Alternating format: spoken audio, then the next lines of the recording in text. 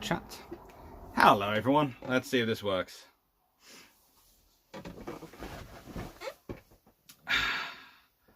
Let's see, do we have it working?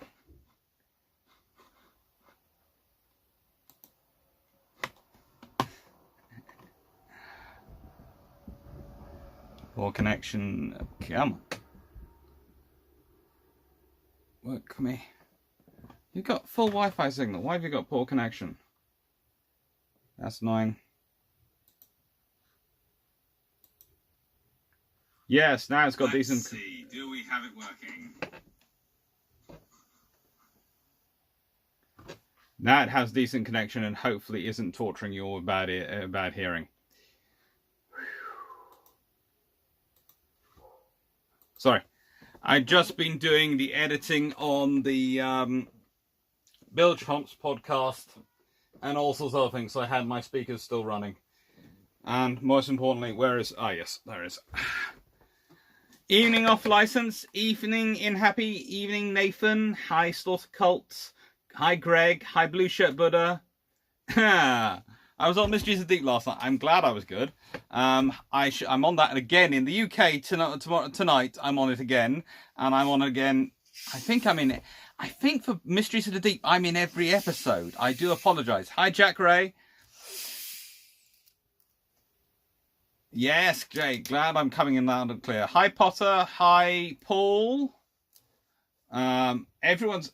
You see, what I hoped would be started by this is a whole debate about top 10 ships and what makes a really good ship of a really good era. Because whilst I am not a fan of top trumps, I am a fan of evaluating ships by what fits what they're being built for. Because there is a ship which could be built which is absolutely terrible for, you know, any other era, but is great for the era it's designing. Hi, Michael. Hi, Curium96. Hi, John.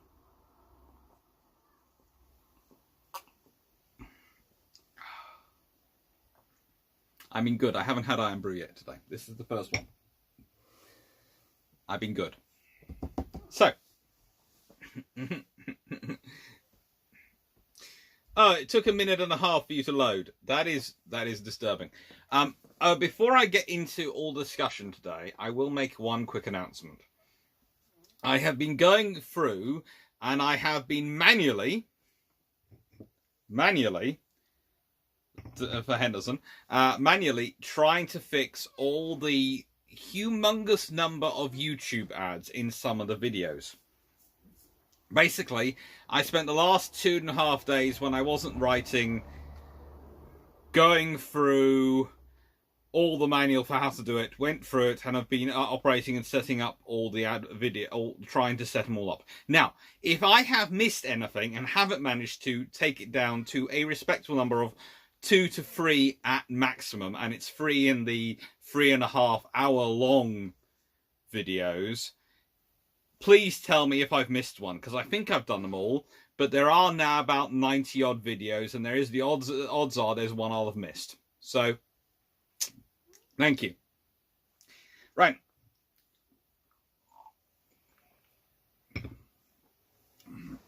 I'm glad you enjoyed Bilge Pumps too.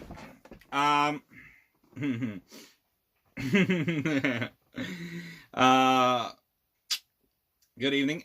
Bilge Pumps free. As I said, I have just finished editing the podcast of, so that'll be sent to SimSec tonight. And that'll upload again next Wednesday. And the big thing for Bilge Pumps we're looking for is, if you can do it, is we are looking for people to suggest topics they might want discussed, and we're looking for new artwork.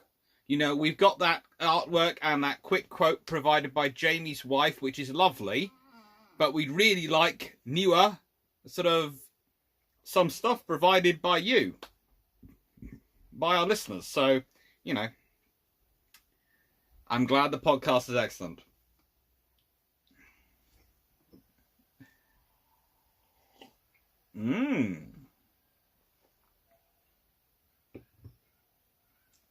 It must be milk on my webcam. I'm not sure why, but I'm hoping not doing that. Right. Starters, as I'm doing top 10, yeah, you can't do top 10 and not wear a hat. Drac has told me this, and what he says must be true. Anyone needs to know what's on the hat? There you go. Sun cream hamburgers is a crime against your nature, seriously. It was mayonnaise and ketchup on the hamburger, and I was going for everything on there. Let's see if there's... I have got something I can use to clean the screen. There. Excuse me a second, everyone. How about if I turn that off?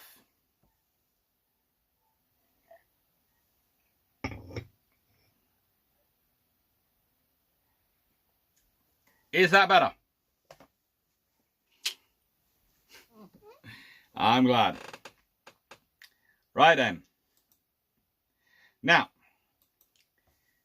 you notice I have the hat on because it is.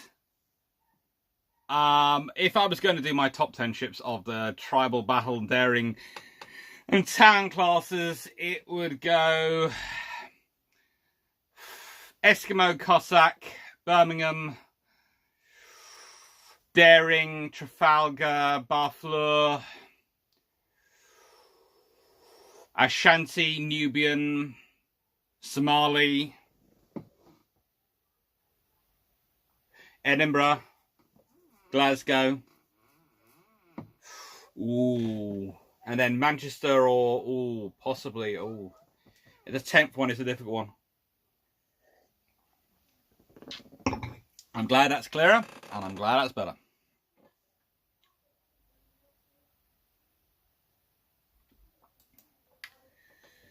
So, it's all worth thinking about. Scout cruisers. The dog does win the top one. But as I said, whenever I'm discussing top trumps, I have to mention the puppy.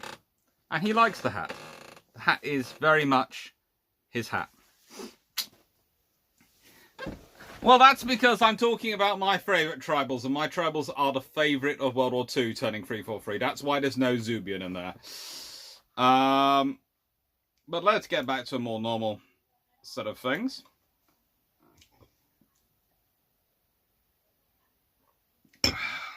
I'm just going to be naughty. That is going.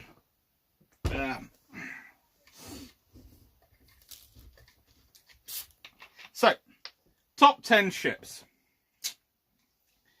And there are so many good ships out there. The first thing to discuss was a criteria. Now, the thing is, I quickly realised when I was setting the criteria that size doesn't really mean a lot. Because you can get big ships which are very big, but they're not at all any use. I could think of certain...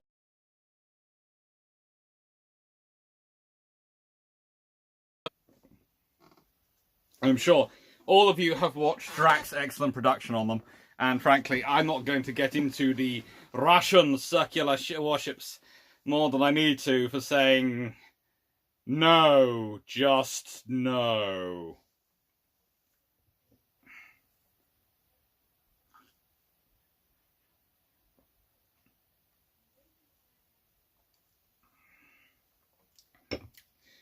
Carly Henny, how can RN crew personnel cope on board a ship with this coronavirus? I've worked building Type 22, Type 42 ships, and space is tight.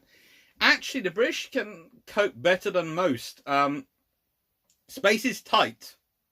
Space is tight on these warships. And of course, we don't longer have the Type 42s or 22s or so. We have Type 23s and Type 45s. But honestly, space is tight, but there is more space on the British warships than most. I wouldn't say they're not quite as luxurious as the floating hotels that the Italian Navy seem to have. This is speaking as when I visited them. When I actually visited an Italian warship, I remember thinking there was actually less space in the travel lodge or motel sort of style, like a hotel I was actually staying in, than was in their quarters, especially when it came to the officers' quarters. But, you know, you ideally, as Snoots said, you prevent diseases getting on board in the first place, but you have also quite a lot of space within them to sort of organise. And that is, the preventive system is what the British have been using massively to get Queen Elizabeth to sea for her trials to continue those on. Off licence, I've always been partial to a Type 21 at Dr. Clark. Yeah, Type 21s are lovely ships, but you see, I always remember my dad told me about the aluminium construction.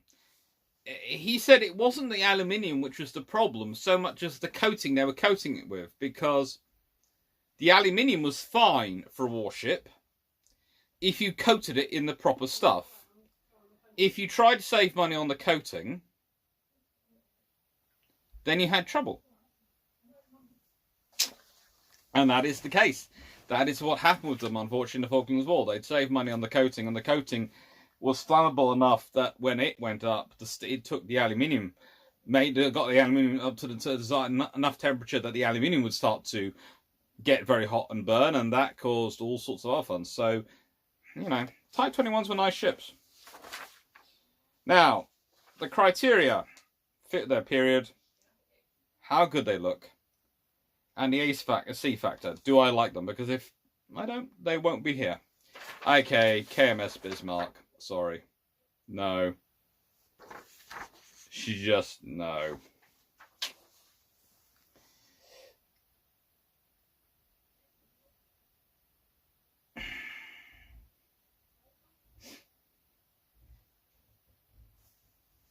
Ooh.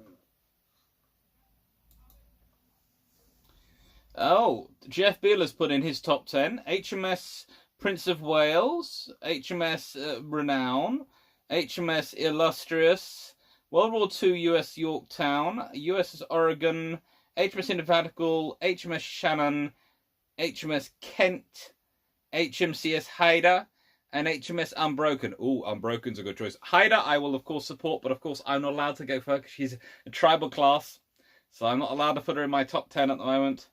But I'm liking that. That's a nice set. Inappy, what about the connection between this aluminium and steel parts? I presume you mean on Type 21s. That was some very, very complicated welding, and actually that welding was probably okay. I think my dad was actually involved in the development of that welding technique. Dave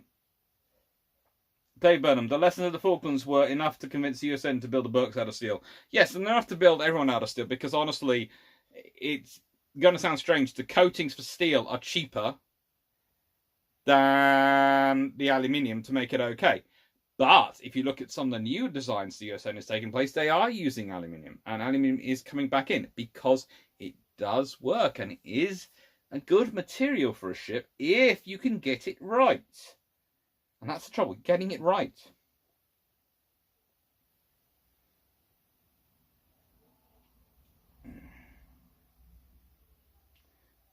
So, Sean Mack, just like if you don't issue cleaning kits for rifles, they suddenly jam more. Yeah, pretty much. Martin Sim, Type 22 batch free, a solid, well-equipped ship. Yeah, they were. In many ways, Type 22 batch free. Okay, you'll often hear me talking to people and saying, modern Royal Navy ships are basically cruisers. In fact, modern escorts are basically cruisers. They are all designed for long-range cruising. They're all designed for this. It's a general purpose. They just have specialties. So they're like the cruisers in the Second World War. You had specialty cruisers. The Type 22 batch frees are arguably the beginning of this trend, in that every ship is a cruiser. They are general purpose, all-round, long-range ships. Then you have the Type 23s come through. Then you have the Type 45s. Honestly, the Type 45s would be obviously far more cruiserish if they had the Mark 41 VLS fitted, but they're an air defense cruiser as it is. And that brings us up to the Type 26, which is of course now called a frigate, but was originally called a global combat ship because we couldn't call it a cruiser. What is a global combat ship but a frigate? Come on. I don't know. Just sad. Potter, I think Nelson Rodney would be close to the top of my list. just because I'm on, they are look amazing side of the bay. They do look amazing. Let's be honest. Nelson and Rodney do look very, very cool. And admittedly, I have Dunkirk here, but you know that is a striking look to have your weapon sword, and they have, of course, have it even more so than the Dunkirk does.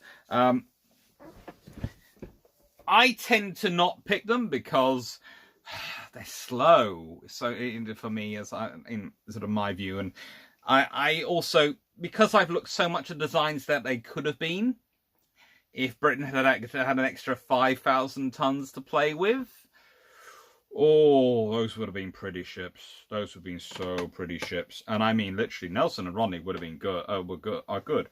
But the pretty ships, the extra 5,000 tons, it's very, very pretty ships. So that's why Nelson and Rodney, they're a bit lower down for me because of what they could have been.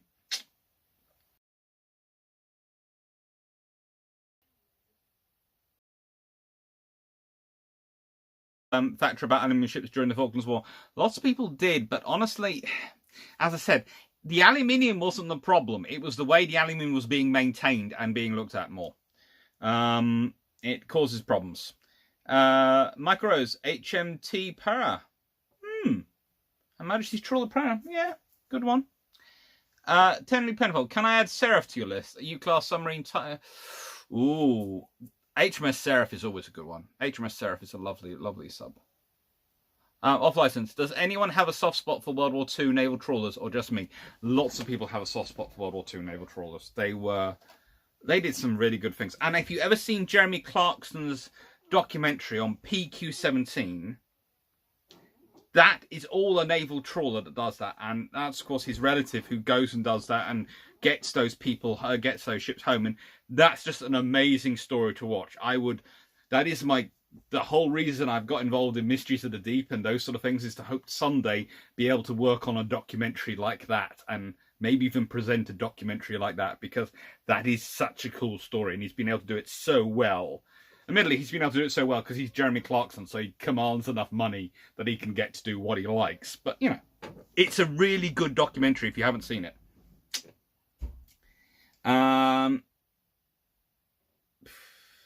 Pete Eckley, what about subs? Well, I've put a couple of subs in there. I've got two of my favourites, which are, of course, Spearfish USS sub, because I just think she does so many patrols and long ones, and she gets completely forgotten, and she sort of reminds me of the British equivalent as well, the S-Class. And, of course, HMS Conqueror, who's pretty. And you never have... the thing about the Royal Navy is it's one of those surprising things. You sit there and go, okay, which Navy has done the most air-to-air kills since World War II? That would be the Royal Navy. All sorts of random things start to show up thanks to Suez and the Falklands War and all sorts of issues which the Royal Navy have got into over the years. I'm not sure actually about that last one. I think... well, that's definitely the case in the UK. I think the US Navy probably beats them globally. But other than that, it's got to be the Royal Navy after that, because the Royal Navy's been doing... and the Royal Navy does all sorts of weird things. Oh, good lord, I'm getting behind on the questions. Trickbow, do you have an opinion on the Halifax-class patrol frigate? They are nice ships, but they're patrol frigates. But they are nice ships. It's kind of like the modern Halifax class of the Canadian Navy. They are lovely, lovely ships, but they're a bit underarmed for my liking. Matt Warwick, very hard to think of a top 10. HMS Duke of York, Kedru, is up there, as well as Iron Duke. Oh, Matt, that is so you, but I'm glad to hear it.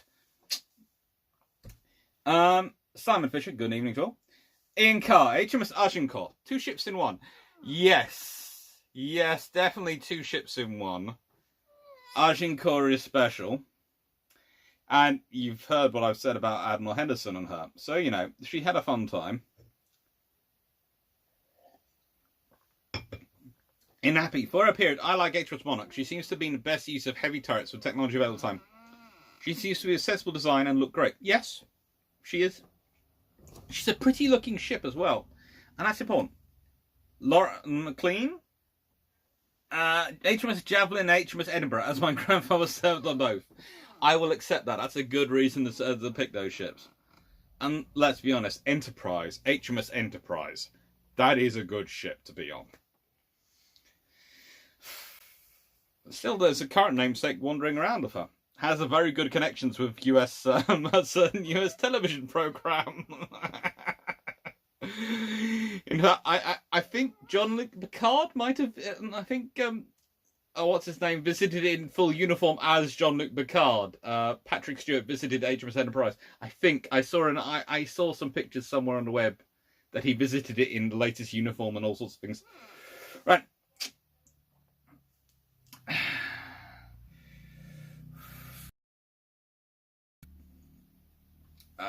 Off license. Type 45s are definitely cruisers. You can tell this by the steam bursts and space for the crew. Yes. Off license, that is definitely true. Dave Benham. USS Enterprise, USS Washington, HMS Warsprite, HMS Noun, USS England, USS Johnston, USS Monitor, HMS Dreadnought, SMS Derflinger, and USS Constitution. You've got Constitution over Victory. Okay, fine, but Constitution over Victory? Come on. Nah. It's a good list. They're nice ships. I'm never quite sure about putting Monitor in there. Mainly because, I don't know if this is the wrong way, but Monitor always reminds me of a Dalek. I must have seen Daleks before I saw the Monitor, because every time since I've seen it, I always thought it looks like the head of a Dalek has been supersized and stuck on a kayak.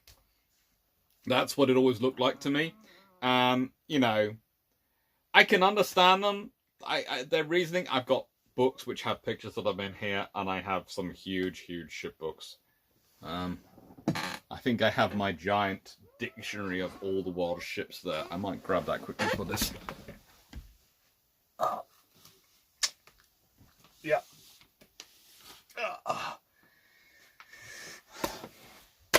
Alright, so when I took this book into King's with me once, I was told by one academic, oh, that's not the sort of book you should be bringing in here. In 10 minutes, he was borrowing it off me to look up the stuff. You get some beautiful pictures in it. It's like you get HMS Hood. Hello. And that is a good one. Anyway, so this might well have been what I was using to help me compile my list. Hence you were so close. And even got a picture of my old poodle in there called Mozart.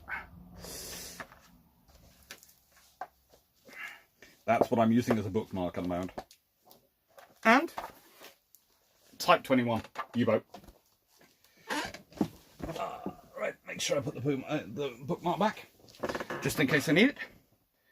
Right then, I have Schumacher. I put Essex in my top 3 because 3D printer memes. Yes, I can understand that. I can understand that.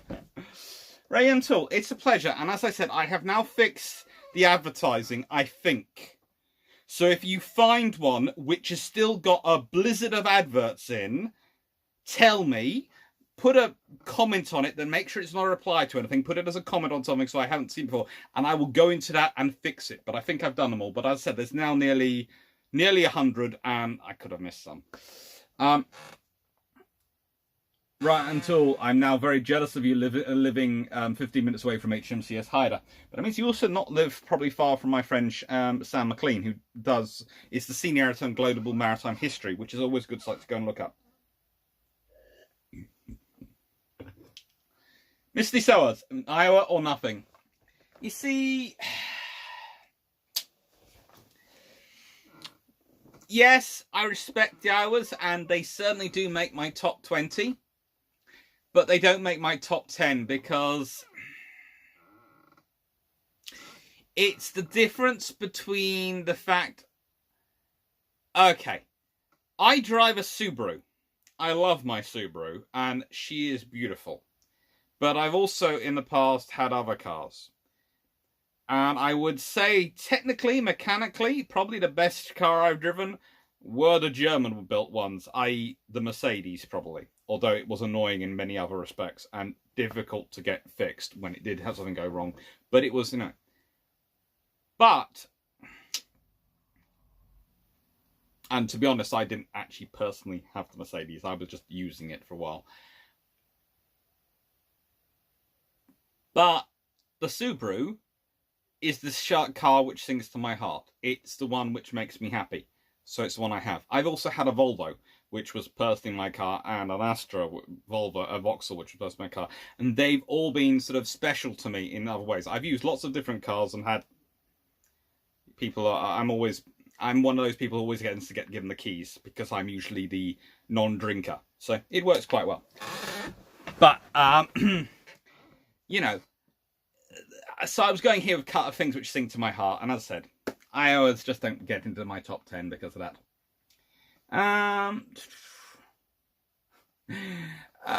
Decent. It would be nice to see a Navy experiment with Pykrete. There were a few. There are some good pictures around about it. Jack Ray, why did the British start using this Type XX nomenclature? I'm so used to the class leading name for the US, I just got around to understanding like town or tribal class naming. Right, so the British did it to differentiate between the different types of ships post Second World War. You had the Type 12s, or the type anything beginning with a 1 or a 2 were frigates. Okay? They were smaller frigates. Anything beginning with a 4 were destroyers. Anything bigger than that didn't really got a name. And that was the British to the system of just trying to work out and group up what their ships were going to be. So you would know you were getting Type 12s, Type 14s, and especially mattered when you were converting a whole load of war build war emergency destroyers into fast anti-submarine frigates, which is what they did with a lot of them post Second World War. A lot of ships got converted into them. Michael Rose, Clarkson's documentary is a fantastic watch. I enjoy watching it whenever I come across it. It is an excellent one. Dave Burnham, and this goes over 10, but USS Tang. You can't critique having USS Tang, even if it does go over 10. Inappy, HMS Flores Summers, small pluggy ship. Yeah, definitely. HMS Her Majesty's ships, Flores and Sumba. Small plucky ships, yeah, they're good. Engaging strategies here. The person who started this all off. The type system was adapted in the 50s to differentiate between different ship designs. Yeah, as I just explained. Jamie, Dr. Clark, perhaps the Nelsons would have been better if once again the Iron dropped a town class power plant in and doubled the power generation ability. Look, dropping in town class power capability system that the Royal Navy works out, because the town class are very, very powerful ships for their size. Those engines are pound for pound very, very good.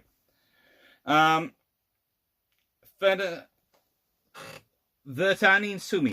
Favourite ships for the Second World War are roughly Iowa Vanguard, Belfast Laffey DD-724, Black Prince, Gothenburg's Haida, Fiji Crown Colony Indomitable, and the Finnish coastal defence battleships. Not sure about Black Prince, but I will accept the rest. Very, very good. Black Prince and me are, you know, she spends a lot of time backing up the tribal destroyers, so I like her on that front. But she does manage to get a few of her sisters killed on occasion. Dave Burnham, my list is largely based on war records, but Dreadnought would be for innovation. Yeah, I can understand that one.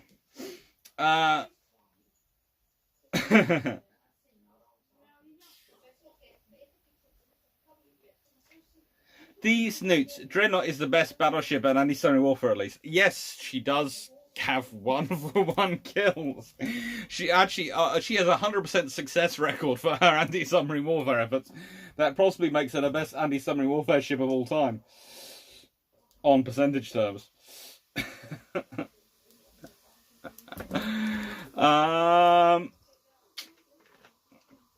You got to have both Dreadnoughts, especially the first nuclear sub in RN, Martin Symes. Yeah, I can understand one. Let's see.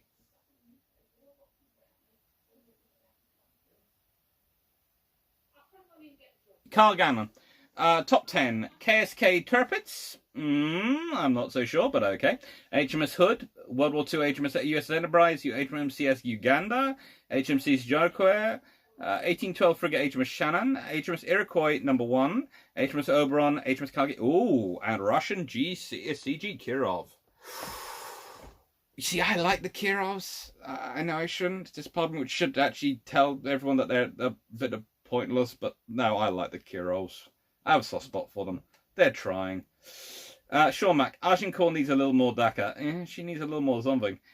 She had a lot of attention for some they picked out some very, very good officers to run Agincourt and keep it working. Basically, the Royal Navy knew they had a thing which could quite easily turn into a pup if they didn't manage it carefully.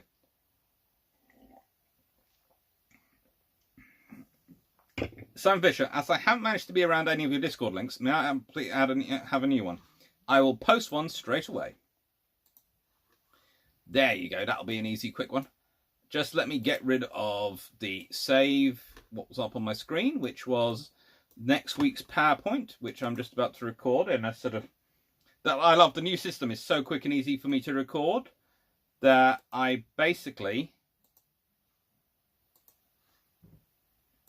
I'm trying to get ahead on some of the introduction videos. There you go. There's the Discord link.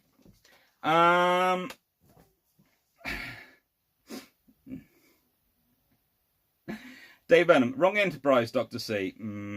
I still like, I like the new I like the USS Enterprise, mainly because every time I bring her out, every time I discuss the USS Enterprise, I first have to do this.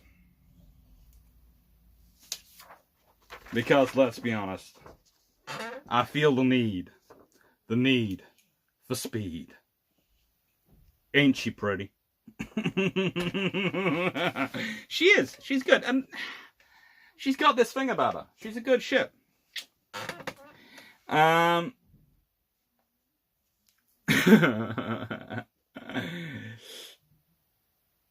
Off license, I love the Echo class ships. They are nice survey ships. They are. And actually, survey ships are important. It's one of those favorite areas I'm going to try and do a video about some point in the future. And I did announce this on Discord. I'm going to put this up on Patreon and all these sort of things as well. Basically, my plan for the future as this goes on is every month have 2 chosen by patrons, 2 chosen by the people on the Discord, and a couple chosen by me. And the other topics will all come from YouTube and Twitter. So you people who are just on YouTube, just on Twitter, just sending me suggestions or questions. And if I like them, they're going to go into the month lists. And every month should at least have 8, because I do 2 a week. And of course, I'm going to be doing the brew ships every single Sunday from now on, unless I am really busy with something, family or something like that, in which case I'll move it to a different day. But the brew ships is always going to be on as a book discussion and of me talking about books. And if you want a particular theme of books to be looked at, or if you think I should be reviewing certain particular books, tell me and I will either order those books if somehow I don't have them, or all those sort of things. Okay, right, so that's admin out the way. Get back to the more interesting thing of ships. Tiberius Claudius Columbus. I'd have to include Warsprite. Everyone would like to include Warsprite. I'm actually surprised. So far, I haven't seen any name come up which looks like my girlfriend hiding on here, because she has her own suggestions of what should be in the top 10 ships, and they didn't end up in here. So I'm surprised she's not currently on here.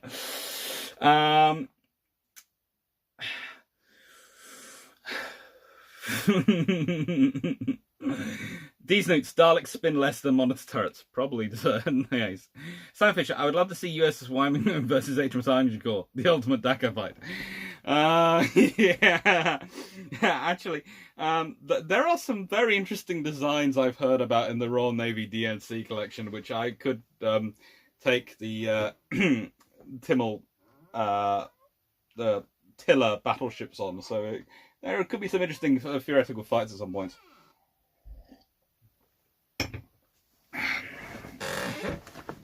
Perry Roden, what is this nonsense of prefixes on the Cream submarine? They didn't use prefixes.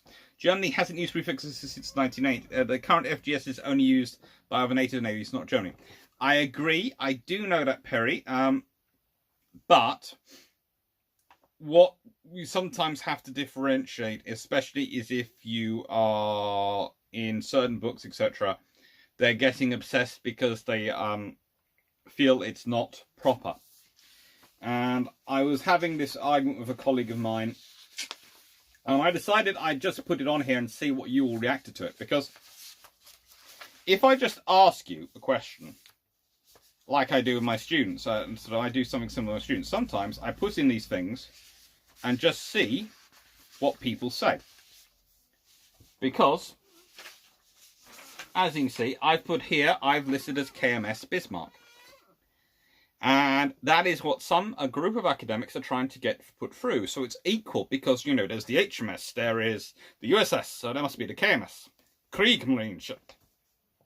And of course, the Germans didn't have them. So I myself don't want to retroactively apply them, but I wanted to see how everyone approached it. See whether I'm perhaps in a minority, because I could be. I often am in a minority. Let's be honest, I'm a naval historian who's under the age of 50. That's why me and Alex are instantly friends. It's sort of a case of, hello, fellow. No. We are a growing number. We are a growing number, but there is a certain age group gap if you think of it, sort of around 30-ish. There is a lot younger and there are a lot older, and there's a gap in us a bit. Well, not sure why.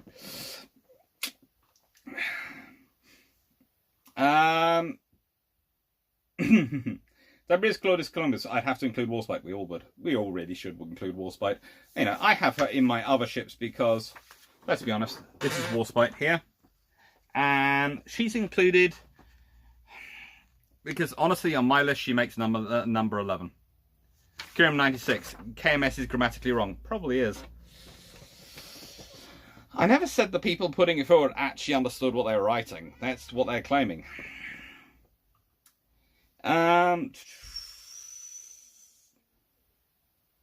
Dave Benham, okay, substituting US tank for monitor.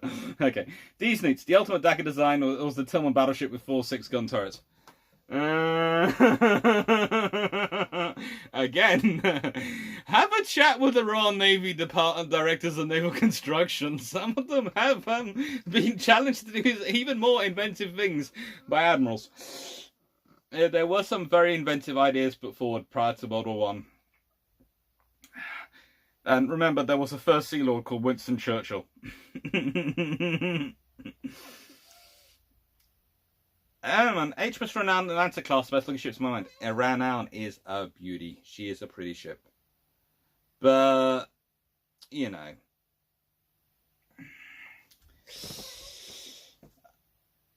Actor MN Jean Bart, HMS Hood, HMCS Ontario, HMCS Haida, HMS Calgary.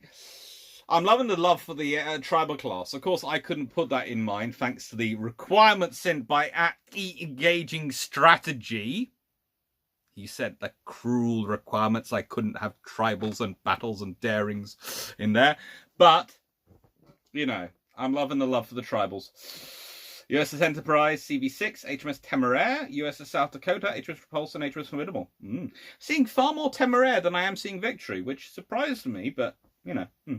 Off license, just love a cruiser. I'm British, it's my DNA. Yeah, I'm the same. I would love the Royal Navy to have some proper cruisers again. I think the Royal Navy needs a proper cruiser for if it's going to be doing the Presence mission. I think it needs carriers, I think it needs LHDs, but I think it also needs a couple of good cruisers. But getting that through the budget is spun will be fun. See, Mike, I have USS Helena in a Solomon, and she was described as a 6-inch machine gun at night. My best ship. Oh. Yeah, and CSS Mississippi. I'm not sure. You see, I always have this idea that if the South starts to beat the North at sea, then the Royal Navy might well be ordered to intervene. Because the British did not want the slave-owning state to win. You know, in the nicest way, the British were not keen on the slave owners. So I always think that for the South, actually winning the naval battles would have actually been a worse thing. Because the British would have started helping out the North. The North might not have wanted it, but there again, if they lose enough ships, the US might have gone, frankly, if the Royal Navy wants to get involved, we'll let them. And as you can see, today I am wearing my evolution t-shirt because this is the natural evolution. I know we've all talked about various things of where humanity is going, but truly it is going to a free-masted frigate with full sail. Anyway, carrying on. Tony Piran, no Ark Roars mentioned. The iron isn't the same with that one. I agree, but honestly, none of the Ark Roars have been that pretty. They've been lovely ships. They've been good ships, but none of them have been pretty. I like the World War II one as much as anyone, but I'm still, when I look at it, I go, I'd prefer HMS Unicorn on looks basis. Tony Penfold, Type 21, good-looking ships. Yes, they were. Jerison, I want a Subaru WRX so badly. Well, you know, speaking of someone who has an Impreza, it's lovely. Hey, Silicon.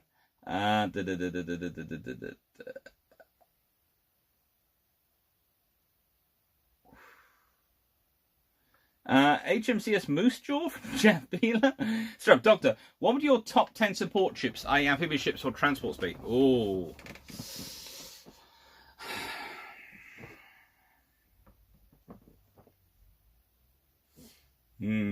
That's a tough one. You see, I've done all the amphibs from the Royal Navy.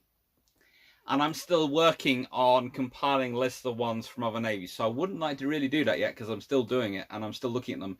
And I'm spotting some cool ships. But I have to say, I'm rather partial at the moment to the Wasp class. I quite like them. They're simple, cheapest ships. They're good. I'm a bit worried about the America class. I think they might have tried to over-egg their custard. But, you know, it's a good ship. It's a good ship. It'll be okay. Dave Burnham, Naval historians drive Mercedes. I demand an investigation. I have driven many cars over the years. As I said, I'm a non-drinker. And I've helped out various friends at various times when we've been they've been doing things. I need someone to basically drive them around. Political campaigns and these sort of things. So I've been driving their car. In this case, one of my friends had a Mercedes and he was the candidate, so he needed to talk and all these things, and I was running his campaign and I was driving his car. So, you know, it was fun times. A lot. So I had basically I had a Mercedes for a few weeks to drive and look after, but then I saw his bills and went, no.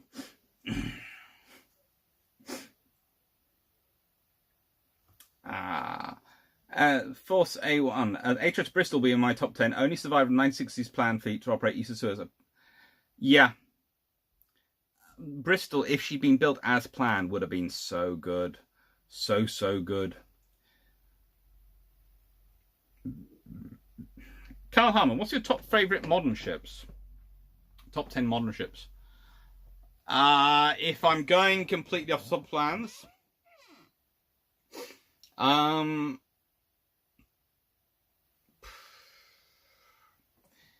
not that keen on the Frems. I do like the Zumwalts. I have a soft place in my heart for the Zumwalts, mainly because they were trying to achieve so much, although they didn't manage to get there.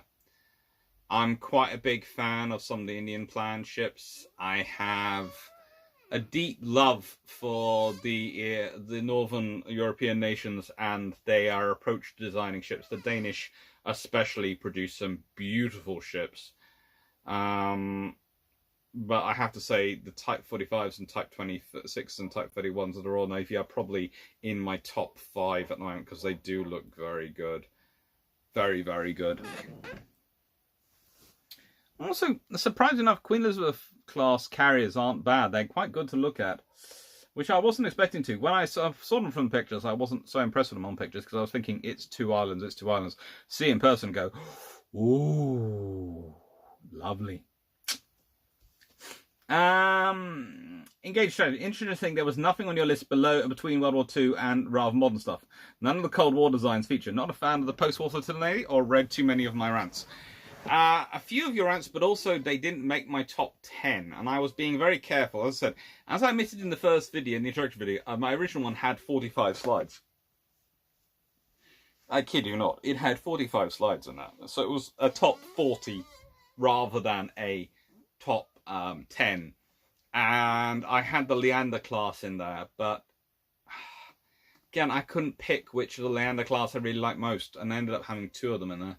I had a broad beam Leander and a original Leander. I liked the Leander for the options they offered. Not for what they were used for, really, but for the options they offered. In Type 4C1, Type 40 series weren't destroyers, they were frigates. Remember, Type 41 one was a frigate. The original unbuilt Type 1950s East Coast. Technically, they're air warfare ships, so they become the destroyers, the Type 40s. So, you know, yes, you're right, but by the time you get Type 42, they're called destroyers. Okay, but it's like the Type 82s were technically destroyers, but let's be honest, they were cruisers. Hey, Ian Coombs, I've just spotted. I like the new River class patrol ships. That doesn't surprise me, Ian. They're good. They are lovely looking ships. Carl Harmon, I think I've answered the top 10 favourite modern ships so far. Jerrison, Vanguard, 23, HMS Norfolk, Warsprite, Queen Elizabeth, HMS Astute, HMS Nelson, Bristol, any Type 42, Dido class, and Duke of York. Didos. Engaging strategy, F4C1. Type 42 did stem from the AW Flotilla frigate study. Type 45, not so much. Yeah, pretty much that's the problem. Type 42s aren't really proper destroyers. They're called destroyers. They take the role of destroyers, but they are not destroyers. They are frigates. Which is why we were going for the air warfare frigate of the Horizon class and ended up with the Type 45s, which are actually better ships. Despite their engine problems, they are better ships. And the reason they've got engine problems is because someone tried to save money on their specifications. They went for a new engine design and they didn't build in the backup stuff. And the engineers, if you tell them to build it in, will build it in. And usually with a bit to spare to save themselves money and grace and blushes. But no. Ay, caramba. Misty Sowards, do you see a comeback for larger ships like cruisers and heavy cruisers, battlecruiser futures? I think we're all getting towards having the larger ships. I think it's the names that's going to be interesting. I think are we actually going to call them it? As I said, the global combat ship is basically a cruiser. It's the definition of a cruiser. We are building a global combat ship. Do you mean a cruiser? No. Global combat ship. It's going to be a frigate. It's a global combat ship. And actually, here's the interesting thing. Frigates in the Age of Sail were the ships chosen for cruising. They were the cruising ships. So they were the global combat ships. So basically, we have gone through political dissonance to get back to what we already were at.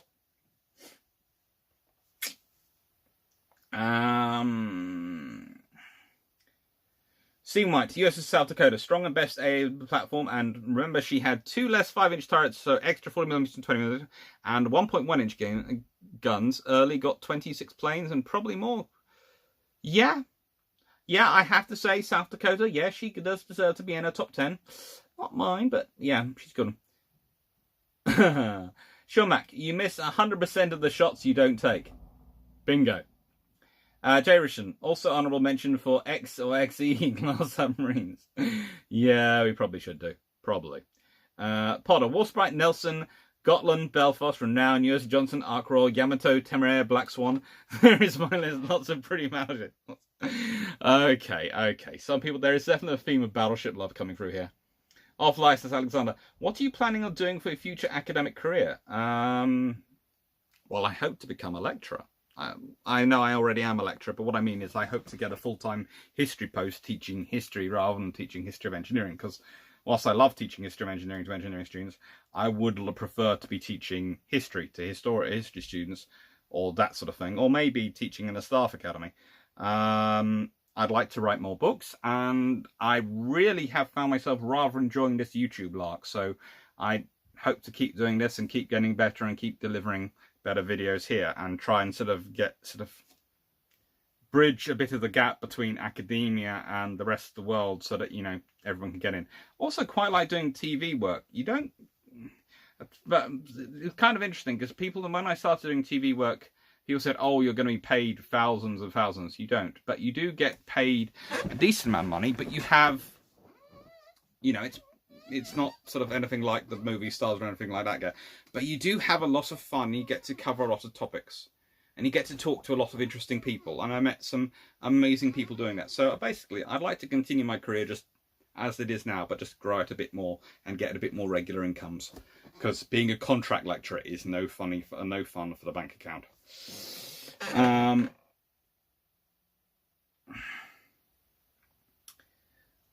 D's News. HMS President just for a chance of annoying Americans. HMS President is the name of the Royal Navy Reserve's Stone frigate in London. Still there. And the US ambassador is invited to dinner on a regular basis, I think.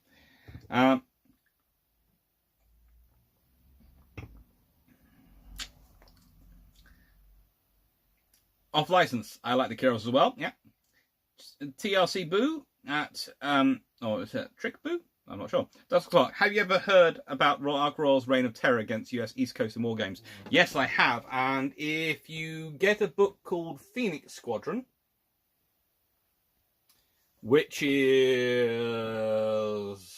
up the top there on my bookshelf, you will find out all about it, and it's got some really good stuff. Hi, Drac. I'm fairly sure you're around there. I've seen some questions coming up. I've now got down to the Discord link I posted, so I am well behind the question lines.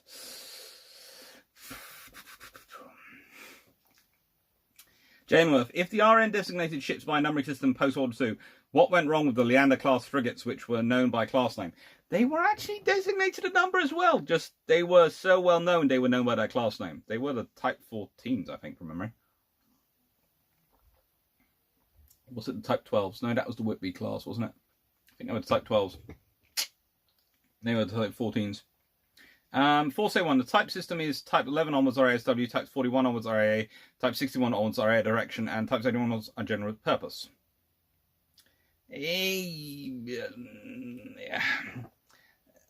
There are different variations on that, and that is a version I have seen before, but that's not the version I tend to think is accurate. But that is one there. Andrew Myoskov. To my earlier entry in your comments, I should have added HMS Devastation, 1871. Ooh, nice one. Right then, let's scroll down so that my Alexander Clark is at the top. Airman, if the Type 31 becomes the battle class, what would you name them? Oh.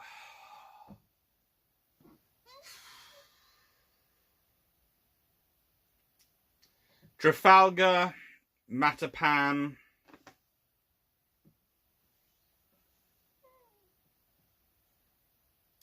St. Vincent, Barfleur,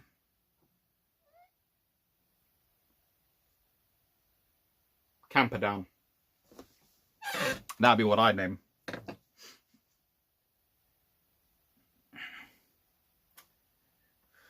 But that's me. Tiberius Claudius Columbus. A re-enterprise. Pity they didn't build U-80s with twin turrets 4.5. Yeah.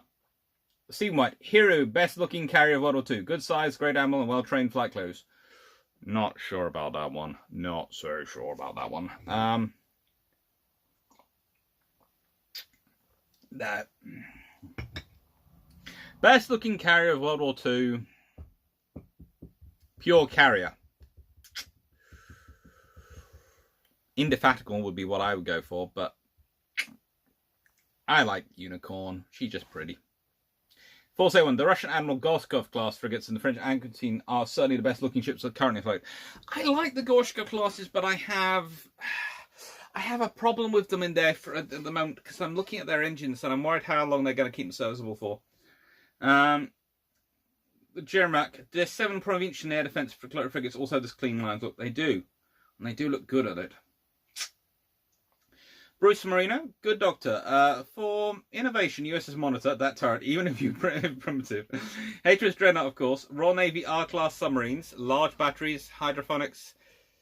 Yeah. You have to. Oh, let's be honest. The Royal Navy has some really, really good submarines in the interwar years, and they just get no notice at all. They do really well in World War II as well, and they get no notice at all. I see J. Illingworth has swapped two of mine, St. Vincent and Buffalo. Well, no, it's got St. Vincent. It's got Saints and Gravelines in there, so he's not got Camperdown, and not got. I have one of mine. Let's see.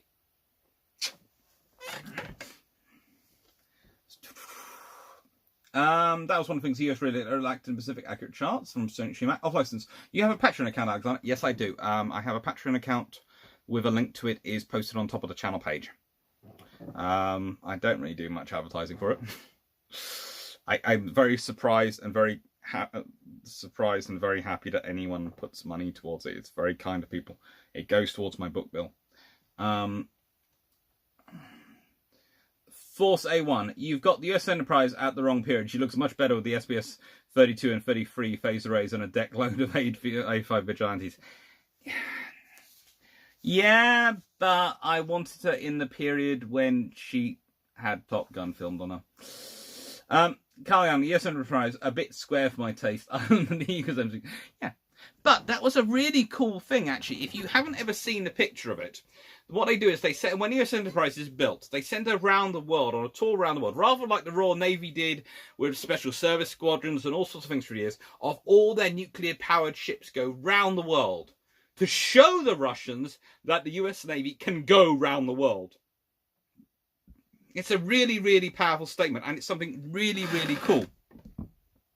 And currently, I've got it flashed up poor connection for a second now, so I hope you heard that all. Basically, you know, the joy of the US Navy E equals MC squared squadron was this sort of round-the-world trip of nuclear power to show the world how powerful and how capable the US Navy was. Right now, I think my sister's playing around on the internet. I told her not to when I'm doing these things, but, you know, she's this other lecturer, and she's got, you know, all her own things, just like work to do, which involves the internet. It's terrible.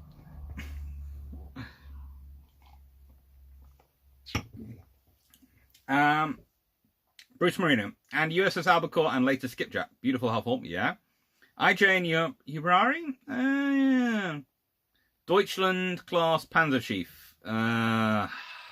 You see, me and the Deutschland class have a love-hate relationship. I love them for what a way to get beaten up by the Royal Navy at every chance the Royal Navy gets. I don't like them because I think they are actually undermine a lot of what the Kriegsmarine and Reichsmarine are trying to do. I can understand what they're going for, and they are replacing pre-dreadnought battleships with these things, but with a little bit of work, and if you're prepared to break the rules anyway, you might as well break them properly. And they could have broken them properly and got something even far better. You know, I like the diesel engines. I can understand them doing that and going for their long range. But okay, my thinking often with them is, especially when I see the sheer amount of firepower that the Graf Spee has to waste to sink merchant ships. Some of them, she had to use torpedoes, she had to use secondary armament, main armament, all these things. I seriously wonder what went wrong with their storage of their shells. And it's one of the things that goes on in the operations. And one of the reasons why the Battle of the River Plate goes like it does is it seems to me that the Panzerschiff are not that good at protecting and looking after their shells, because their shells don't seem to work as well at sea as they do, especially when they've been deployed at sea a long time, as they do ashore. So obviously there's problems going on with storage. I'm never quite sure about this. I've never done enough work about it into it to really look it up. But it makes me think. And makes me not sort of like them a bit. Because I think they could have been better for what the Kriegsmarine Reichsmarine needed.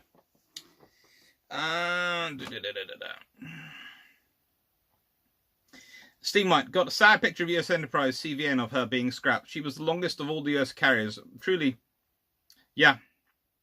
8 nuclear reactors was such a powerful thing for her. But again, it's sub-reactors, and sub-reactors are difficult. Hi, Kevin. Jeff Beeler, bombardment of Valparaiso in 1866 don't bring good iron survey captains to a gunfight. No, you don't. They will do quite well. Matt Warwick, unbuilt ship design sounds like a good future video. Yeah, there was... Okay, I found a sketch in National Archives once, and I haven't ever been able to find it since, so I really hate myself. I'm going to have to go back and try and do the searches I was doing then at the same time and see what files pop out. Because I was looking for the carrier stuff, and it wasn't in the file. It was a file I got out, and it was literally just pictures of battleships. And I took a few of them, but I didn't note down the file, which is a rookie error. It was when I was doing my bachelor's. It was a long time ago. I have learnt from the mistake. But included that was a battleship which had 4 quadruple turrets, each of which with a 16-inch gun. So think about that. She's got 16-inch guns. And it was planned at some point. Okay.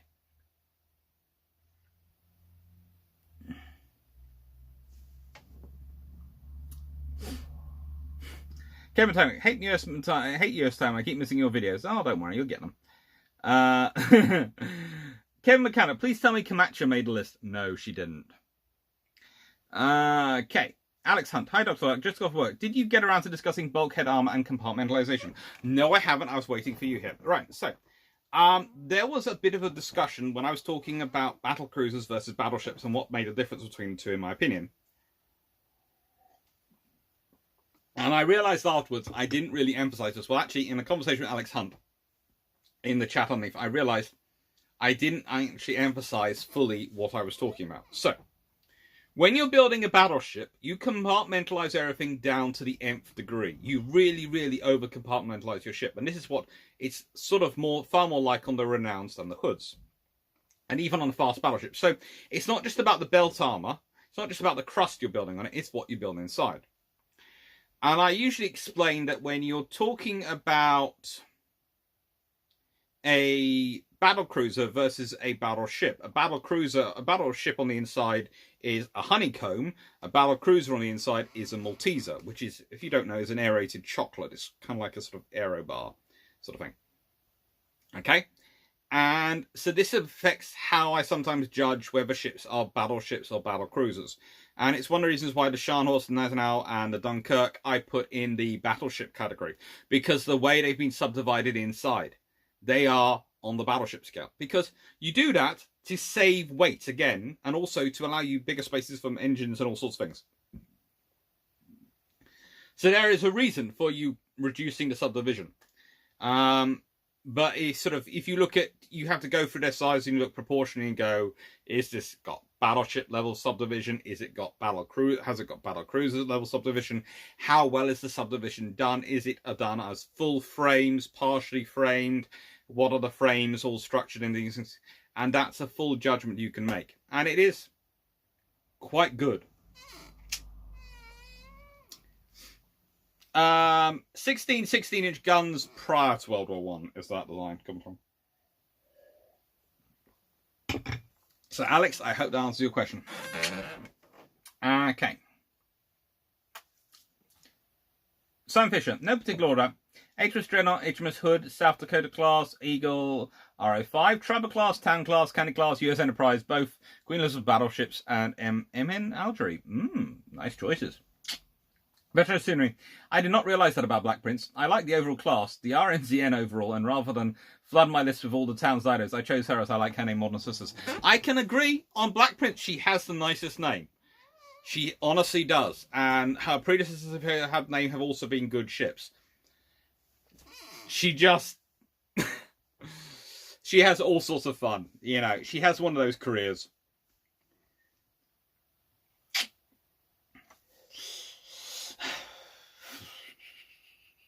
Greg Salsky, Eken McTaggart. If Camacho made the list, then it would consist of only IJ and torpedo boats. But IJ and torpedo boats are quite cute. Nighthawk Production, HMS Vanguard for seakeeping, Hood for the most beautiful, Sydney for the most fierce, US Wainwright for PQ-17 charge, HMS Renown 6, HMS Norfolk 7 Victory, and 8 the Resolution SSBN for doing the job. Yeah. Night Heron Production 9, Los Angeles and 10 HMS Ark Royal for continuously proving Lord Haw Haw wrong. Yeah, Lord Haw Haw sunk HMS Ark Royal so often. I'm not even sure they believed they sunk her when she actually did. That's the interesting thing. They had said they sunk her so many times, but when they actually did sink her, they didn't believe that they'd actually sunk her. It actually took them a few months, I think, to realise they'd actually managed to do it. They thought the British were lying. That really she was going to be doing a secret mission and he was going to be doing something nasty to the Italians or something. They had all sorts of ideas for what she'd be getting up to. Okay. Jalenworth, Warsprite, Renown, Enterprise would be in a list of their own of the 20th century warships based on media profile. Oh yeah, definitely. Dave Burnham, would you consider a ship beauty contest? Very different answers from me. Oh yeah, you see the thing is, beauty is a factor of it. You also have to remember with a warship is not just a collection of weapons. It is a national embodiment of the state it represents. So, if it is not aesthetically beautiful, if it doesn't have impact when it arrives, then in nicest way, it's wasted. It needs to have presence. It needs to have bearing. This is why I say the Tribal class are more impressive than the Didos. Because the Tribal class, when they turn up, they are impressive looking ships. The Didos look like crammed in cruisers. They look like everything's fit in there. The Tribals turn up, they have a bearing. So even though they're small Didos, they actually have more of an impact. You know, you've got the Town class who have impressive bearing in World War II.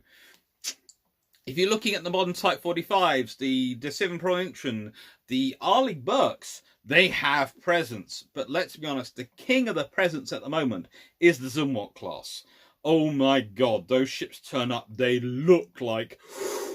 Doesn't matter what they really are capable of. In the nicest way, they turn up, you're sort of going, oh, tumble down hull, everything. It looks good. It looks powerful. And that matters when you're doing things like naval diplomacy, when you're doing presence. Right.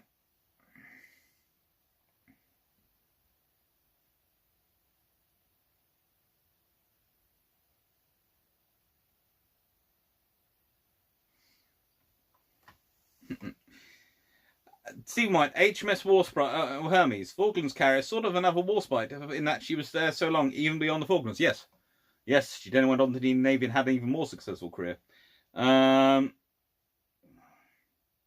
A1, Uss Norfolk is also a very good looking ship. Yeah. Rob Prane, my top 10 from last night's Discord discussion. Yeah, that was fun. HMS Tiger, Scharnhorst, Gneisenau, Dunkirk, Strasbourg.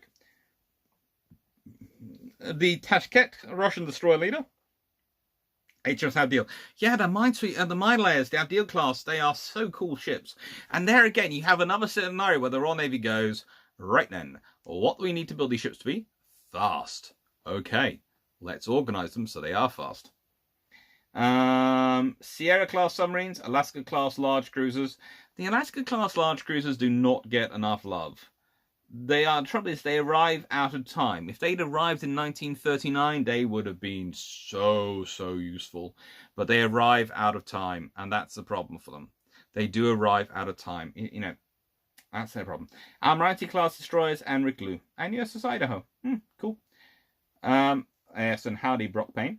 Kurim, Scharnhorst, Atlanta, Vanguard, Goban, Nagato, Type 21. Submarine, Lexington, Fibri, Reclus, and Mikasa. Ooh. Or it said evening to Ian Coombs. Evening again.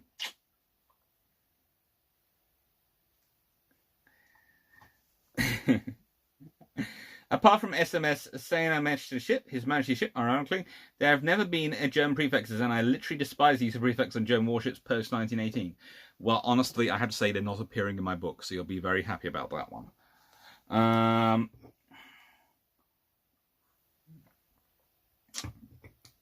because I sort of agree, if the Navy doesn't put them in, I don't want to put them in, but I can understand. So that's why I'm sort of looking into it. Daniel Freeman, read titles like KMS or HNLMS. Aren't we anglicising this for our own convenience to know who owns that ship? Yeah, pretty much that is what we're doing. Steam White, USS Nicastia, actually. Tiger 1914, Queen Elizabeth 1915, Repulse 1917, Renown 1943, Hood 1941, Sheffield 1941, Jutland 1945, Vanguard 1946, Nelson 1944, and Warspite 1943. Ooh, good choices. Especially liking Jutland.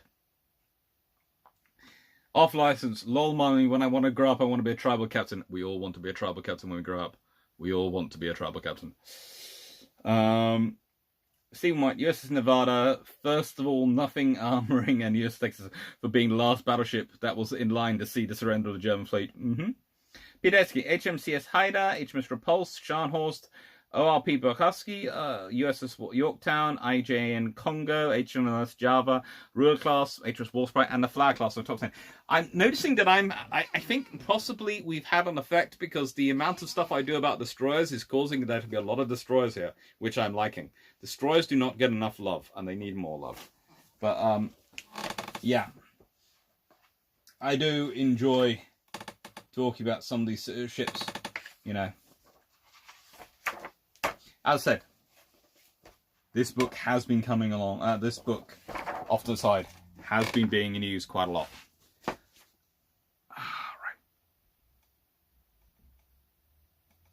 Goodbye. Sorry, someone's trying to call me. That was helpful.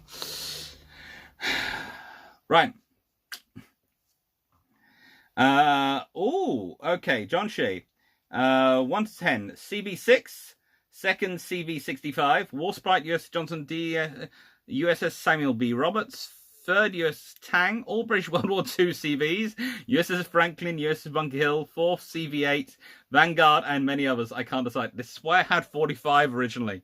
This is why I had 45 originally. Right. So,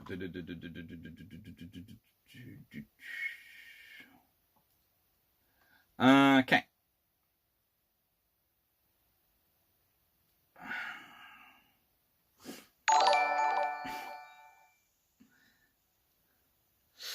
Ooh, let's see now. Where am I going? Where have I got to?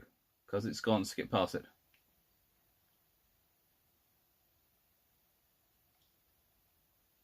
There's a lot of quotes going through. Ooh, don't want to miss anyone. Ooh.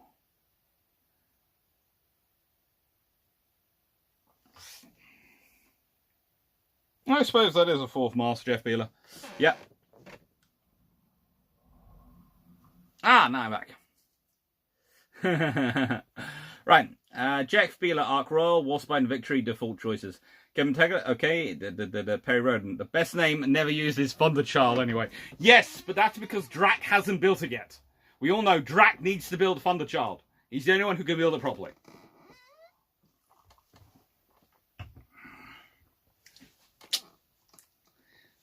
Dave Burnham, and you were dissing the Monitor? I'm not dissing the Monitor. I just don't think it's that great. Jerison, I thought the British supported the Confederacy. They supplied a lot of Enfields. I think it was Zeus gone. No, not really. The British didn't really supply that much to the Confederacy in any way. We supplied a lot more to the north. And frankly, we weren't so bothered. Don't take this the wrong way, but with the south of the United States being out of cotton production, well, we then had the option to support several of our other very, very nice colonies. Dragon Fennell, watch this space and shipyard noises intensify. Yep, Thunderchild is coming, courtesy of Drac. He will be its first captain. It'll be Captain Nemo all over again.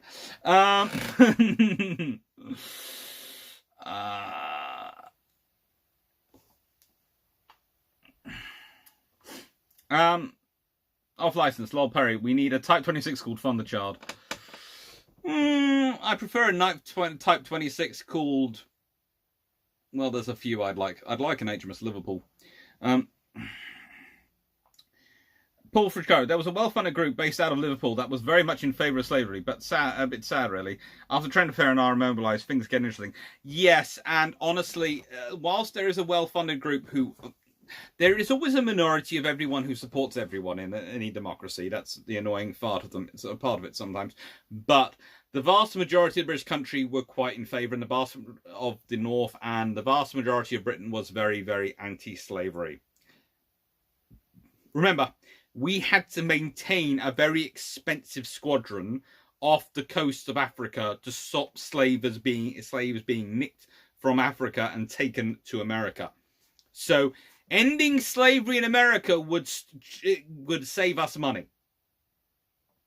That was being caught. That was a consideration for us. That was the entire reason for the African squadron. Ian in Cumberland Sausage, by the way.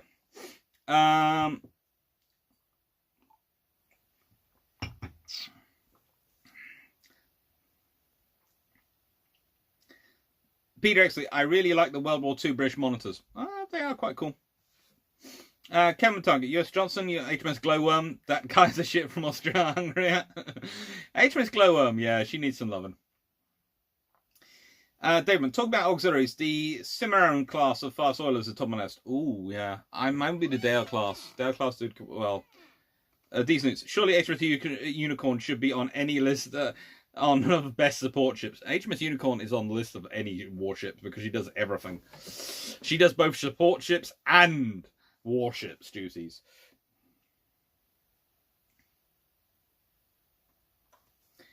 Atomic Babel, re-year Civil War. Very surprised by a comment RM will come to the side of North. UK was selling a lot of heavy equipment, guns, and even raiding ships to the Confederate Navy. How so? Right, so here's the thing: the Confederate Navy were willing to buy. Confederates were willing to buy, and British are always willing to sell as long as they can. However, politically, they prefer the North. Okay, so whilst they'll quite happily sell to the South, because again, whilst the two are fighting each other, it keeps them amused and it gives money into our pockets. If we had ended up entering the war, it would have been on the side of the North. The South several times think that they are going to get the UK to come into the war on their side, and that would have been the only way they would have had a chance of really breaking the blockade properly and surviving. And the British don't, because the British are not keen on slavery at all. And it's causing and costing them a lot of money. As I said, the African squadron, all sorts of things, are being there to cost Britain a lot of money in terms of slavery. Whilst there might be groups, etc., who are still supporting slavery and still involved in slavery, the vast majority of the British politic and the vast majority of the British government and populace are not keen on slavery at all. And also, it's diversification, because if you don't have King Cotton coming from the South of the United States, you can get cotton from elsewhere and can spread out.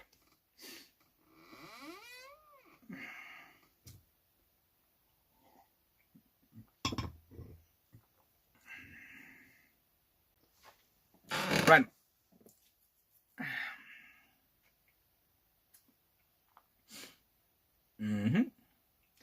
Santiago Leonardo, I like how the early French pre-dreads look. I worry about you, but I can understand the love, but I'm not too sure about it myself. They are a bit, strange. Something about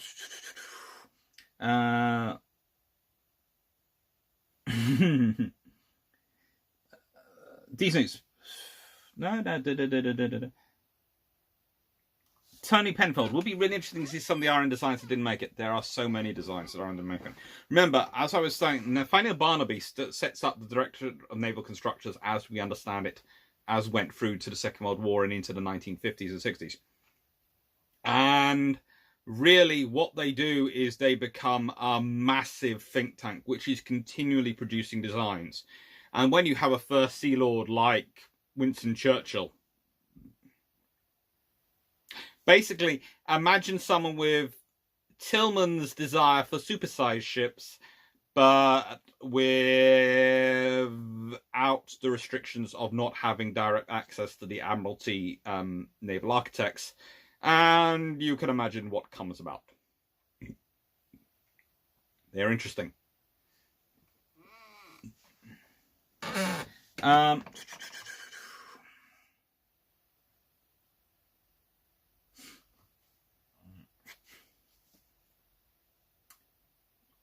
in Habby, what are your top ships for the 1860 to 1889 period? Oh, that could be an entire different video. That would be an entirely different video. But there are some pretty ships. There are some very, very pretty ships from that. I already got HMS Warrior in there, but HMS the Leander, the second class protected cruiser of HMS Leander, the first one of that would definitely be one of my top ones, because the Brunei produced some beautiful second class protected cruisers. Absolutely beautiful ships and so well balanced. There is a wild Drac Cumberland sausage walking amongst us. There is, and he's that's when he's not working on building the new HMS Thunderchild, or rather the it's more likely HDS Thunderchild. That's his Draconis's ship, Thunderchild. So remember that HDS Thunderchild. You've heard it here first.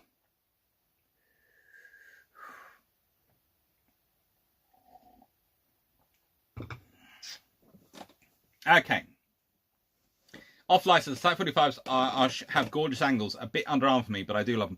I agree about the underarming thing. That's, you know, my main issue with them. Carl Hammond, top 5 ships you would procure from any nation for the RN or RFA? If I was procuring ships from other nations, the Royal Navy would be getting a Zumwalt class, but it would be a Zumwalt class modified to RN specs. Canberra class LHDs. I would go for some of the American fleet support ships. And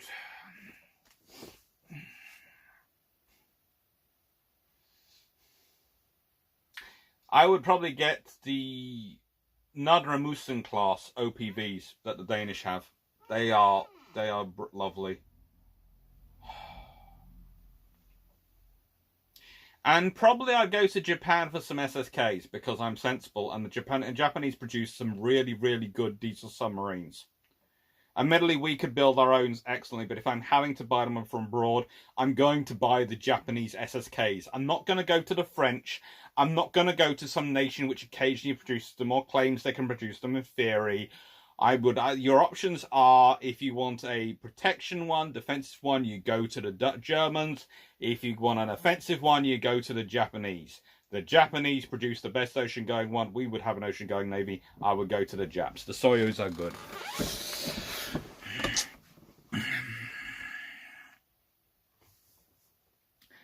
Dave Burnham, what aren't we your favourite students? Actually, and honestly, on YouTube, you lot are my favourite students, but just don't tell that to my students list.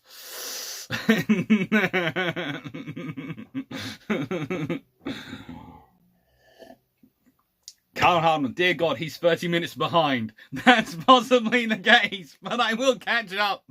I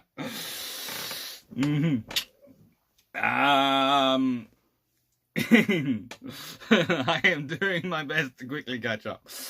Okay, right then.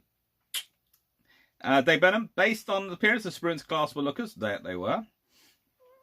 Force A1, the favourite unbuilt designs are L72, L90, design, L16G, 38, ooh, the 1947 Mantle class, the February 1952 Cruiser Destroyer design, GW96, and CVA1 and CVF design alpha. Ooh, interesting. Actually, L72 and L90, I have got a very good presentation I can do on, because they were Henderson's babies, and by gum does he have some original designs on them.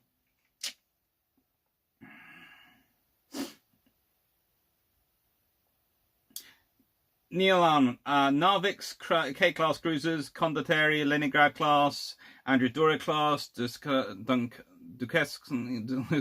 class, Hawkins class. Really? The Hawkins class? Northampton class, US Ranger, Alaska. Ooh, okay. Daniel Freeman, Remonitor versus Warrior. The Warrior could sit in deep water and throw life belts into the monitor crew if she gets swamped by seas heavier than a flat calm. Pretty much that's her options. You know, she can cross the Atlantic and go bye-bye.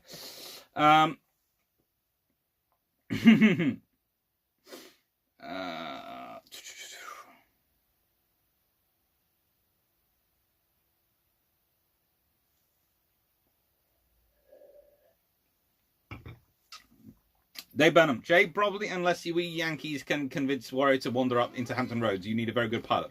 Remember how good the Royal Navy are at surveys. Remember, they also keep their survey data. Remember, the Royal Navy have burnt Washington, D.C. to the ground before. I'm not saying that they kept the survey data from the last time they sent a whole fleet up there, but they did keep the survey data from the last time they sent the fleet up there. They have survey data of Hampton Roads. Trust me.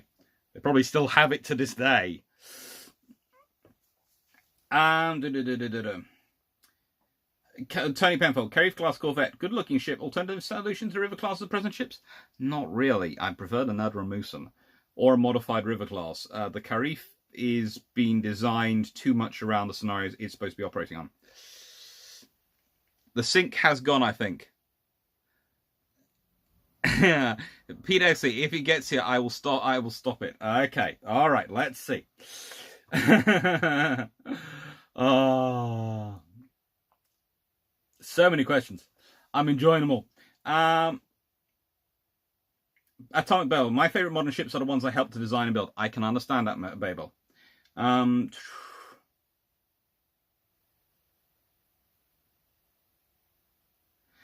Sure, Mac. I mean, when is everyone going to realise this is a little silly? Will it be when corvettes are in the roles of frigates at that moment? Who knows? I agree with Drax's idea that ships get bigger and bigger and bigger until everyone goes, oh, frick it, they're just too big, and starts building some more ships. But you also need to be quite big to take the infrastructure of what was putting in them now. You really do.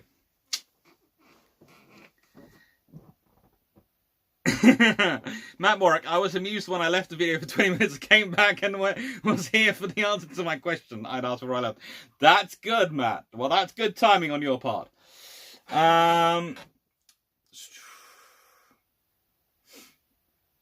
Jeremy, about engineers being building as they're told. There is a nice apocryphal story about a hole in Tupolev 2-4, probably. Dracula, monitors at Hampton Roads can't penetrate Warrior's armor. In the latter part of the war, with larger charges, it can, assuming it gets to 100 yards or so and can somehow catch up. Well, yeah, that is a basic problem. Jeff Beeler, the fame of the name Ark Royal sent Idris Eagle to early retirement before the less cable Ark Royal. Yes, of course.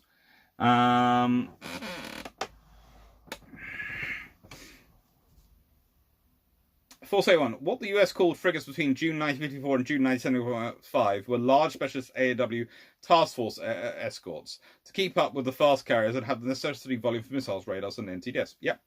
Pretty much, basically, that's why you have the E equals MC squared squadron as being so weird. Ooh, there's a top 5 sci-fi spaceship coming up. I'll have to think about that before I get there. Sam Fisher, I don't mean to ask for any personal details, but I was wondering what the process you had to go through to write your book. A lot of research and a lot of writing. A lot of research and a lot of writing. But is it going to be a good book, hopefully?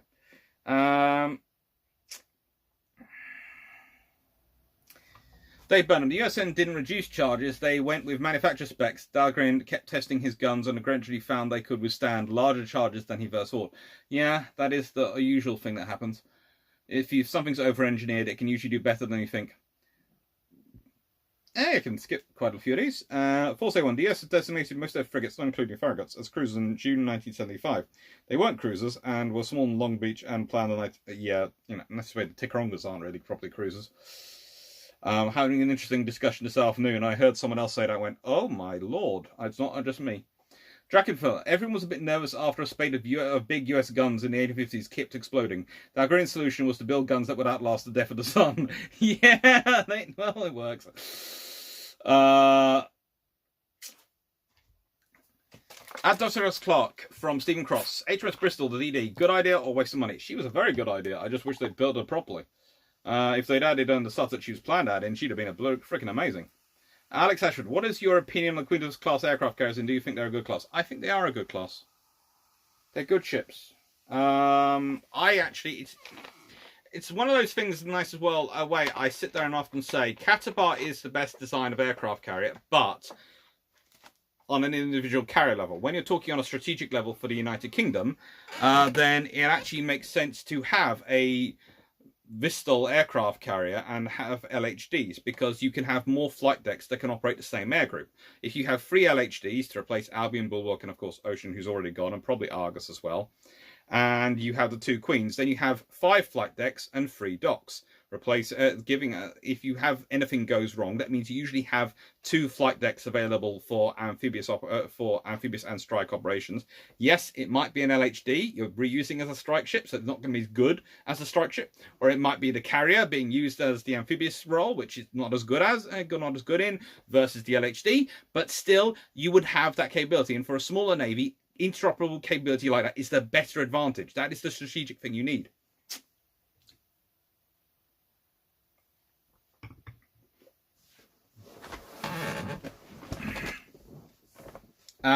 Engaging strategy. We've seen the top 10 now, but do you think, what do you think are your bottom 5 at the top of your head? And no, you can't just say the Bismarck 5 times.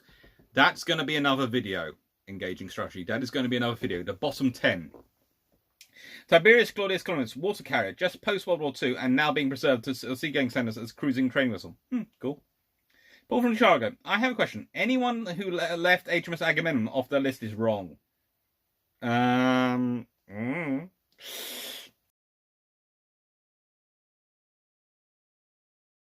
About that, I might be half an hour behind, yes.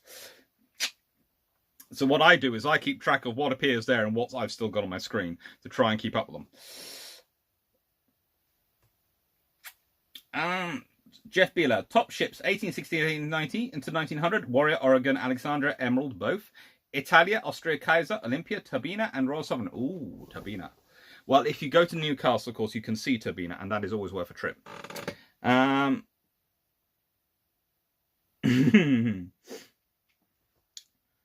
John Luke, what are the pros and cons of the UXV combatant concept that was floating around a few years ago? There are lots of pros and cons to that one.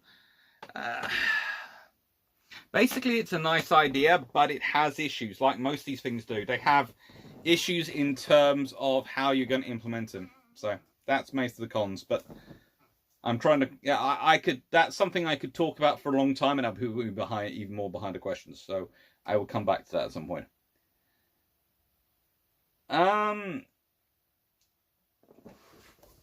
Alex Hunt, you should do a special on British submarines then if they get no notice. I will do a special on submarines and on why they were used. So what the Royal Navy was planning on using them for, basically, is my plan. How they were developing them in the 1920s and 30s. Algar, T-class forward torpedo cell was... yeah. And there was a reason they were going for 10 torpedoes. There was a reason they're going. They were not just doing it for, oh, we've got the biggest. They wanted it for a reason. They were looking at fighting in the Straits of Malacca and all these things around the world, and they wanted to be able to block them off with a minimal number of submarines.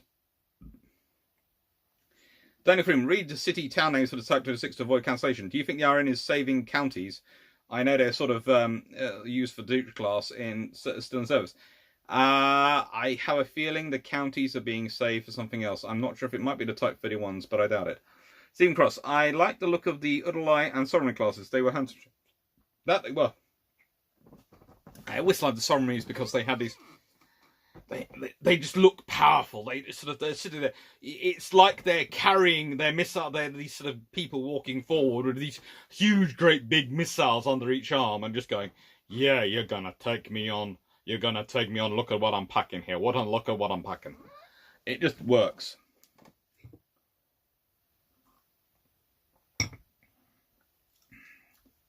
Sunfrio, actually, I like the RMS Spica class a lot. It was a nifty little boat, which did a lot during World War II. They did do a lot. Off license, Alexander, you mentioned world tours. Do you think the US Great White Fleet had any effect? I do. I think they went around the world and they showed off a lot of what the US Navy was capable of. They certainly they are an age when the US Navy starts to sort of come of age. Danny Freeman, what tribal names could the RN use without being too un-PC or undiplomatic? HMS Gurkha, definitely, but what else? Probably HMS Nubian, because they don't exist anymore. HMS Eskimo, they'd probably get away with. HMS Cossack, again, because it's the Russians. And HMS Tartar. I'm not sure if they get away with HMS Sikh, but I think actually the British Sikh community would be outraged if they didn't. And I have a feeling Hms Ashanti might also be able to make it or come back.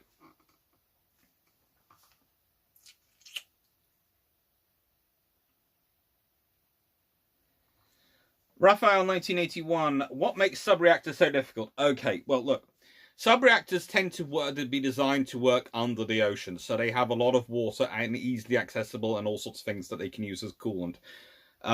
If you try and use those same reactors on a surface ship, you run into difficulties of trying to make sure they have plenty of coolant around. And one of the other advantages you have with underwater reactors is, in a nice way, if you can open up valves and just water just comes in, whereas you have to pump it out if they go wrong. So you have all sorts of extra safety things you have to fit in. It gets quite fun and quite long, and I'm fairly sure I could possibly run across several parts of the Official Secrets Act if I go into too much detail. Raphael, Paul from Chicago. U.S. Enterprise, HMS Penelope, 1913. City-class ironclad, U.S. Constitution, USCG Northumberland, HMS Mersey, US Punch, US Mercy, HMS Agamemnon, HMS Blenheim. Ooh, nice.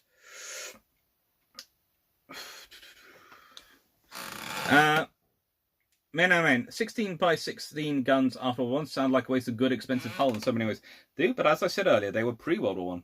Inarekan, Graf Spee is not a battleship, but do you think she's ever really, even really, a heavy cruiser, or what the Germans call a Panzer Chief? Goes to defense ships, so is Panzer Chief considered class? Panzer Chief is actually translated as armored ship. Like Shannon Shift is battleship. And frankly, she's the surface raider, but she's a heavy cruiser at best.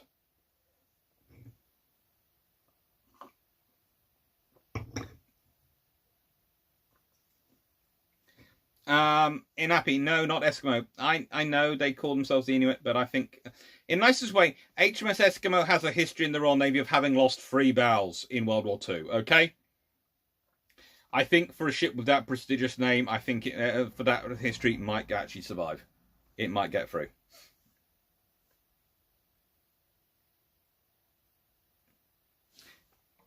Janak, HMS Connacht may cause diplomatic crisis because Cossacks are one of basic modern Ukrainian national identity. True, but it'll make the Ukrainians very happy. All right. Raphael 1981. So what is all that space in the battlecruiser used for? It mainly the extra rejection divisions is used for extra fuel and also takes down weight, because remember, if you have less internal divisions, you have less steel inside. Okay. Alex Hunt, Adolf Clark. That did answer my question. Thank you. Follow question. What bulkheads tend to be armoured where bulkhead armour is present? Anything around engine or critical spaces. So basically engines, magazines, and sometimes they have extra armoured ones to divide the ship up into sections, so there's a sort of sectional over the sectional. Steam Scruff, I have to say the Queen Elizabeth, but as built to their 20s design, Barn and Malaya ruined their looks and Warspread deck looked too modern. Okay.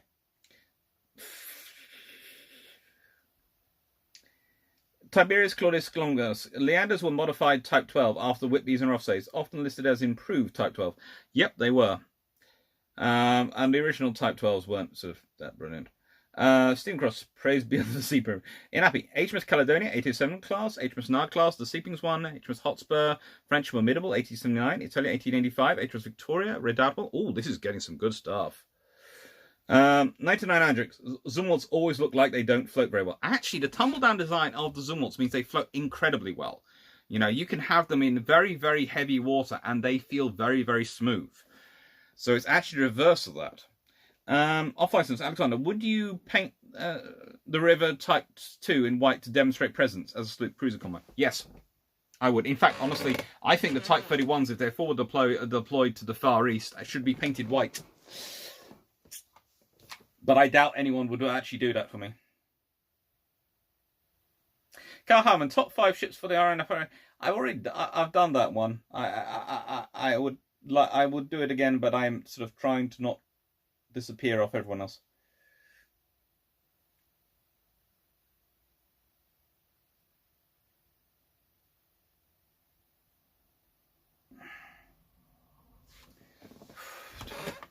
Laskus were the right ship for the wrong situation. Agreed, Sean Mack. Sally, my list of Type 31 battles: HMS Trafalgar, HMS Taranto, or Cape Matapan, HMS Falklands, to annoy both Germany and Argentina, HMS Camperdown, HMS Canton, to annoy the PRC, and HMS Copenhagen. Yeah. Not sure. Why do you get that often doing the Danish, though? Carl Harmon, you can never catch up. I will catch up. I will.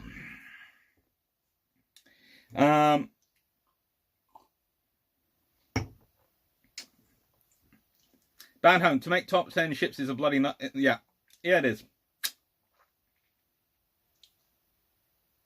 But I assume you single-handedly helped me decide what my favourite iron destroyer was. Also, someone made my nickname for the tribals. Rough and tumble tribals. Yep. Scene White. I have 13 favourite DDs, the ones in the same class that got the earliest naval victory of the Japanese. Welcome. Yeah. USS Fletcher class DD, Carl Anderson. Dracula, watch this space shipyard noise. Yes, I finally reached that point. Yes, the Daniel Friedman. Mrs. Dracula is not going to see as much as normal in your gun gen, looking more like Frigate Glasgow. I think I am looking forward to his Drax ship Thunderchild launching. I'm looking forward to that. Kilowoggs, I like the reasoning Churchill had for wanting to name a battleship after Cromwell. Well, I will do. Sam, can please, no more Southern accent impersonation. I'm sorry. That's my way of keeping them amused. My bad accents would come out.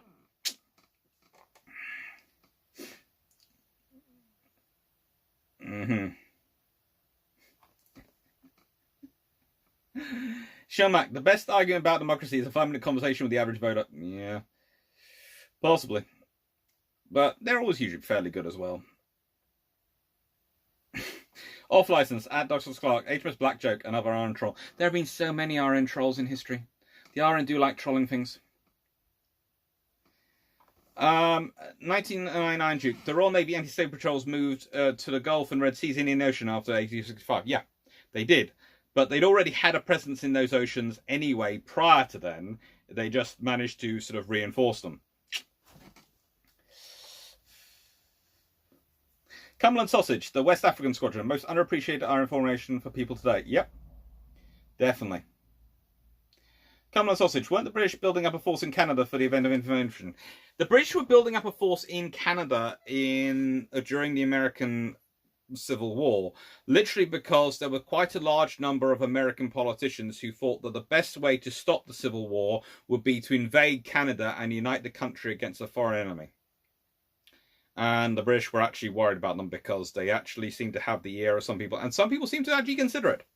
Then in the Civil War, let's have a war against Britain. And the British are going, okay, we're going to put some more troops in Canada, just in case. I'm going to keep an eye on you, just in case.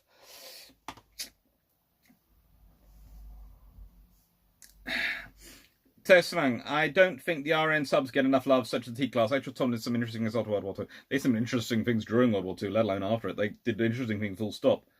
I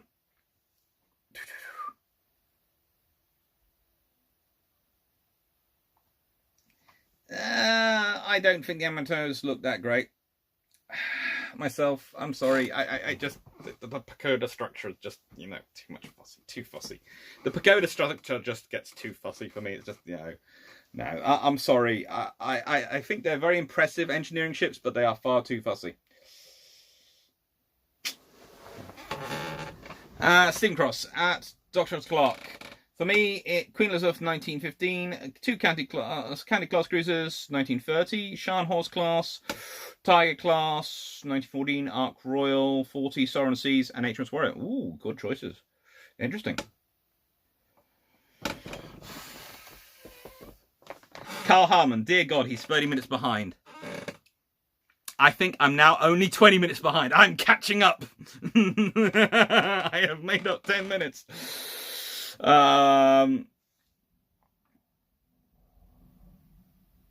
Opinions on today's German Navy. Don't get me started. I will be back out though in a second. I just have to go sort something out quickly. Just got shouted.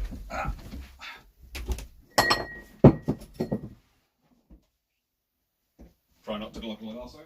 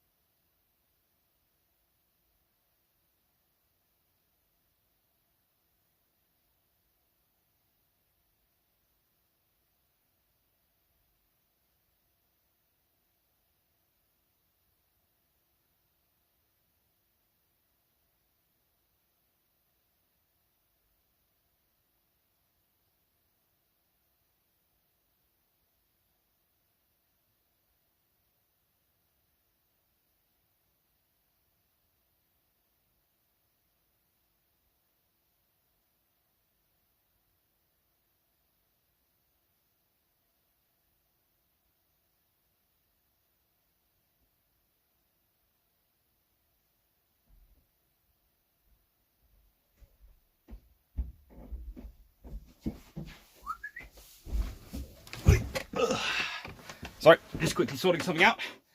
Ay, caramba. Yes, it...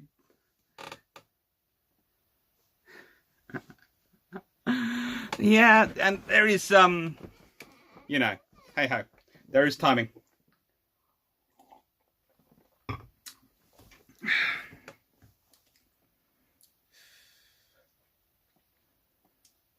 Daniel Freeman, reships to nav for the Iron. I like the Amsterdam class from the Iron Thanes. Yes, I love the Amsterdam class as well, but what would they be used for in the Royal Navy? You see, they're the command ships for the Danish, but the Royal Navy has the Albion class and Albion and Bulwark and has HMS Queen Elizabeth and all these things. If you have them, what do you have them for? So I can understand wanting them, but I'm not sure how they work with the Royal Navy as a thing. That's why I wouldn't go for them for the Royal Navy. Literally because they're needed, then what they need it for. There is some very interesting linguistics coming in here. I keep seeing some Arabic come up, and I'm sorry, that's just not in my translation ability. So you've got the wrong part of the partnership with me and my girlfriend here. If she was here, she could probably understand that and could answer that question.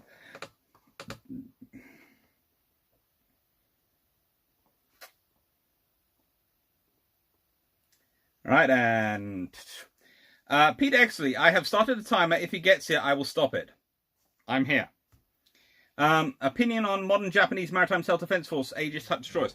They are cute, but they do look like slabs of concrete. Honestly, no, the Japanese destroyers, for some reason, the Japanese have such artistry in their design sometimes.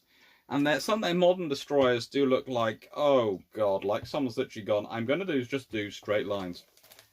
I'm making this, I know it needs to be designed for this. You can make something which looks beautiful and is still radar absorbent.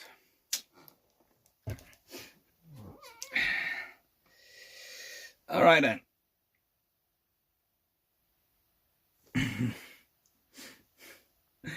Eamon, why didn't the Royal Navy build a 4,500 ton or so CLA to replace the AAC class conversions? They didn't. It's a money things. Jack Ray, Corvettes which are 35,000 tons. We hope not. We hope not. Leonhardt X-Ray, top 5 spaceships. Well, this is for fun, but my favourite spaceship is probably Andromeda from the Andromeda series. I always quite liked her. I have a soft spot for Atlantis in Stargate Atlantis and the Daedalus class.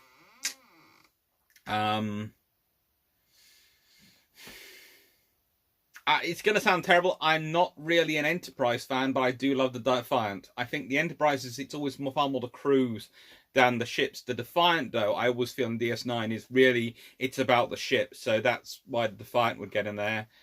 And no, I'm not really a fan of the Star Wars ones, but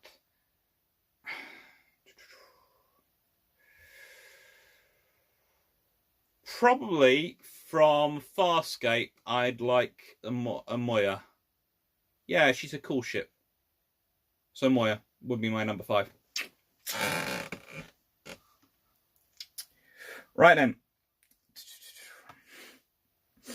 Carl Harmon, USS Iowa, QE class, Type 45, HMS Ocean, HMS Warspite, the Slovakia, Dreadnought, 1900, the River class, HMS Warrior, and Arleigh Burke class. Ooh, cool. John Evans, and Lot of Ironborough, of course. Cumberland Sausage, why are T-45s destroyers not cruisers? They're considered destroyers because they are AA warfare ships, and that's what they're designated as.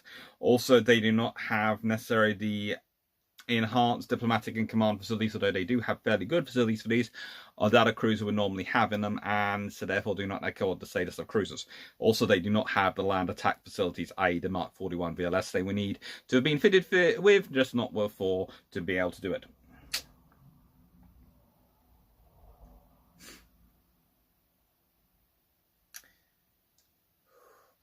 Atomic Babel, did you prefer the fails of BAE CAVF designs? I was kind of like the BAE ones, actually.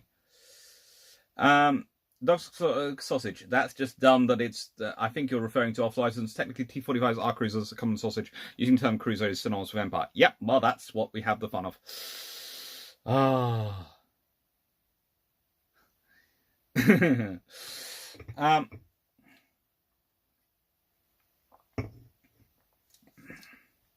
Off license. Clark, do we need an arsenal ship, or at least a ship with many more cruise missiles? I think Jamie Seedale put forward the right concept of them in that, and Drac and me, when we were discussing this in the podcast, that basically the idea is you might need them at a certain point where if you need enough defense missiles. But, you know, it's an option. You need them to, if you need to put more defense missiles in your existing warships, then your day one strike load of missiles might well go in a arsenal ship. But it's a complicated fit. And it's working out whether you really need it, whether navies like Britain or the Royal Navy need it versus the American Navy might want some, but does the Royal Navy want it?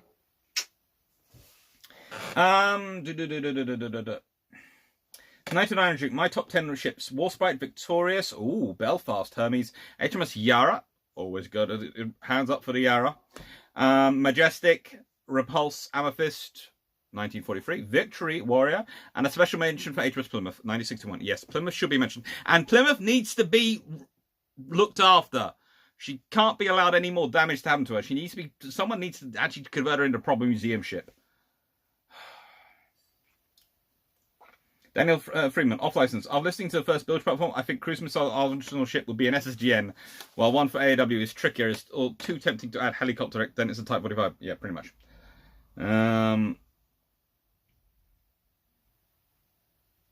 Tiberius Claudius Columbus. Churchill was First Lord, never First Sea Lord, though he acted like one of them. Yeah, sorry, I might have misspoken then. He was First Lord of the Admiralty, and then there's the First Sea Lords of the Admiralty. There's joy of things.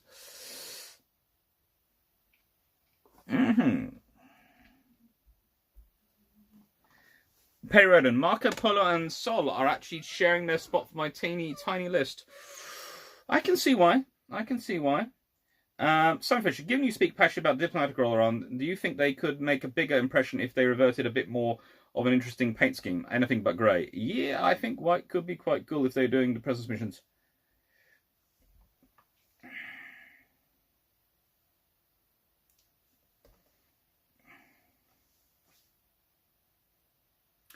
Michael Rose, finally able to work up a top 10. HMTS Paris, HMS Jervis. Hello, new subscriber. I can't see who it is because it's behind the people writing. HMS Warsprite, HMS Renown, Scharnhorst, HMS Java, Gillo Caesar, HMS Trump, Famil and the MTT, and HMS Hawkins. Ooh, they're nice ones. Lionheart X-Ray. I wish the US would bring back Great White Fleet paint job. Make one fleet for an investment. You see, the thing is, if you paint your ship white, as the Royal Navy would tell you in the interwar years, it basically is a great man's statement of, come on if you think you're hard enough. We're so tough, we're painted bright white. You can see us from a dozen miles away. Come on if you think you're hard enough. Basically, that's what painting your ship white does. But it looks so peaceful and genteel. They're painting their ship white. It must be because they come in peace, like the United Nations. Yes, it is. It's peaceful and genteel until you realize it's a warship painting itself in white so it's nice and visible, which basically says it's so confident you can't hit it that even if it's bright white, you ain't gonna hurt it. You know, it's what it's for.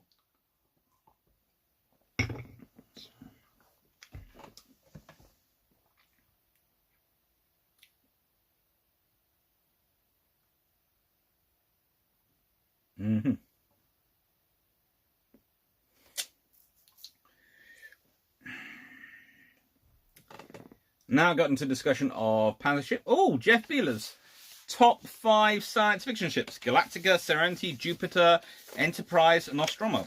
Okay. Is anyone else do something naughty while teachers away? Daniel Freeman, probably. Battlestar Galactica is definitely my number 1 fictional ship. Jerison, it took 5 seconds for him to say. Look, Look, Current 96, I would love to advise the German Minister for Defense to show how a Navy works, but currently the only nation which has ever given me a medal for helping them out with anything is the, well, after an afternoon chatting with them, and I really didn't expect to do anything, I got this from, so this is probably going to make me China's #1 target, from the National Defense University of the Republic of China. So, from Taiwan, the National Defense University Medal. They are very, very nice people, and I chatted away with them for an afternoon, and I was just sitting there in Kingswood PhD student, and having a chat with them, and I didn't expect anything at all. I've also had the Drac Hellcat Award for being a jolly good sport. I've decided this is... Drac very kindly was clearing out part of his collection, and he knows about my love for the Hellcats. So, here you go, courtesy of Drac.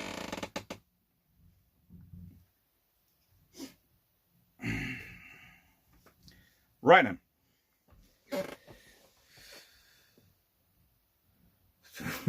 Off license. What about the Australian committee member who didn't know a sub could drive more than a few hours? Don't get me started on that one. Dr. Freeman, Dr. Solar, re-Arsenal class, they seem to be good for extended deployments as you expect Type 31s to be, plus carrier, company, squadron, Royal Marines. I agree, they have all those facilities, but I don't...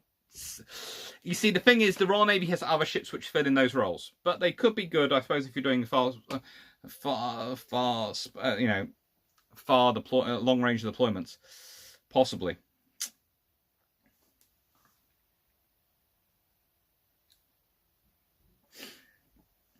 Mike Sanson, the US tried to invade Canada in 1775 and 1812. It didn't end well for the US. No, it didn't. It really didn't.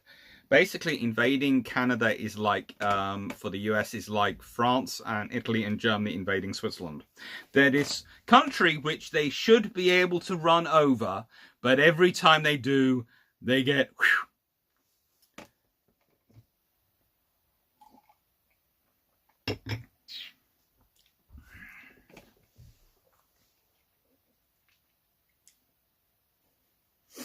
Simon, Uss Tara of San Diego once exercised for amphibious landing, close enough to take it to make out Harriers on the deck. Harriers, yeah, they are impressive ships.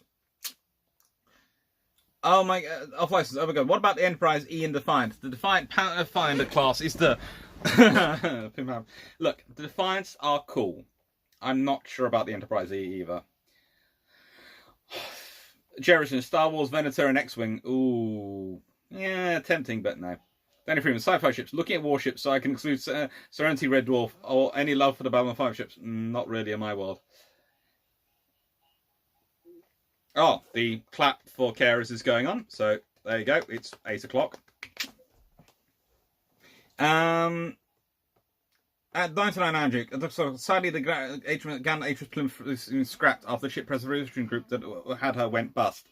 I wasn't sure if she'd actually gone for the scrapyard yet. If she has, then I've managed to miss a lot. In the nicest way, when you're writing a book, this is one thing I will say, you spend so much time on it, you do miss out on news and all sorts of other things that come through.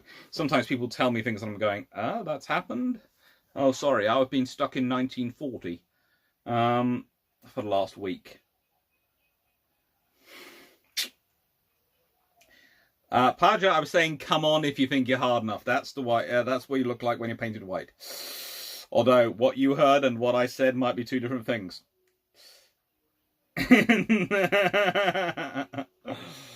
Oh, right. Night Heron Production. I am assuming CBA-1 would have had a longer service life than Buccaneer, so I'm wondering what their replacement would be. F-18s, probably. Probably F-18s. And E-18Gs. That would have been good. Conversation. Would there be any benefit of the RN getting navalized Apaches? The British have navalized Apaches. Didn't you realise that? The British Apaches are navalised to an extent. Their engines are made saltwater cleared. And this is because they have the Western Augusta ones that we have adapted. Part of their process that they go through for the British version of their Apaches is they get some navalization, which is why we were operating Apaches off HMS Ocean in Libya and why we can operate them off the Queen Elizabeth class. So we do have technically navalized Apaches. We wouldn't be able to really operate them off a frigate or anything like that because I don't think they have folding rotor blades. But we can operate them off a carrier. Again, though, they're not really liked to be operated off carriers because they take up a huge amount of space. A huge amount of space. Oh.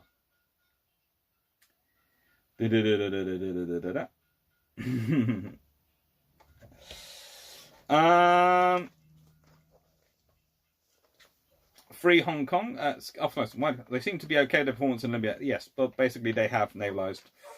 So, Lionheart, Defiant class is basically the captain's chair on top of the huge guns. Pretty much. That'll do me. They're basically, the Defiant class, in my mind, are the closest thing the Federation ever come to having proper destroyers. Proper destroyers. And that's what they need. Because they are great at producing ships which are cruisers. They have a massive cruiser fleet. But they don't have destroyers. I do believe I have caught up. Hooray! I've caught up.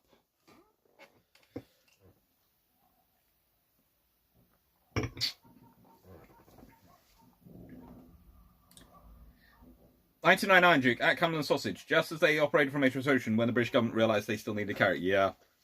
Honey with Pizza. Name no particular order. US New Jersey, U-96, Camacha, US Sumwalt, HMS Dreadnought, Camacha. Again, USS Tang, Gerlo, Syria, Camacha, Tegenhoff, and finally Camacha. I think Camacha is your favourite favourite Hobie with pizza. I have to say myself with pizza, I prefer.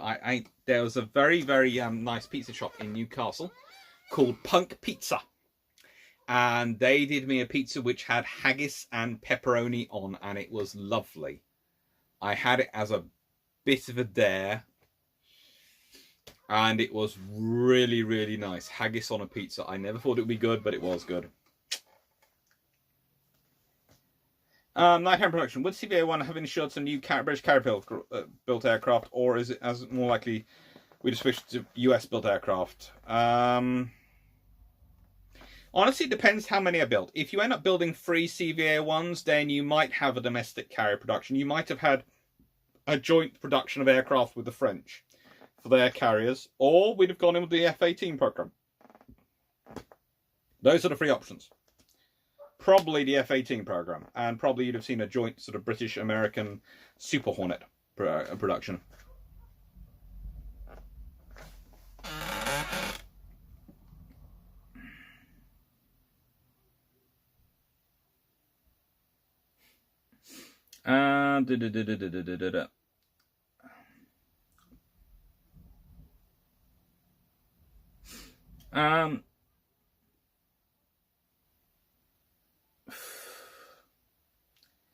Off license. We are veering well off topic into the NHS. I'm not going to jump into the NHS because, like the Navy, there are funding issues and there are also structural issues with the MOD and various other things.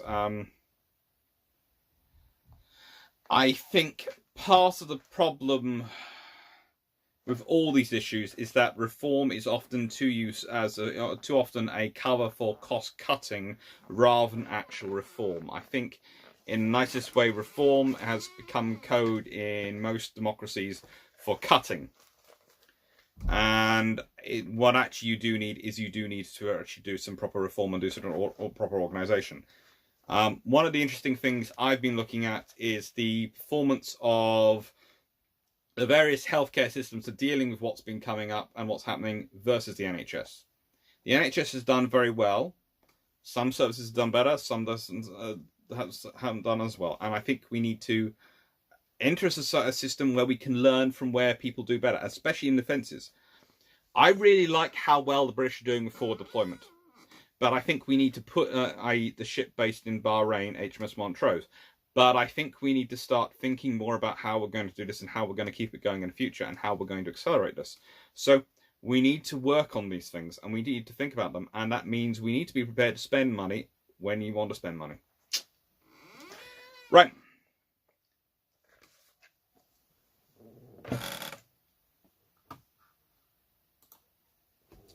I let Sean say that one because, yes, it is. There is, nicest way.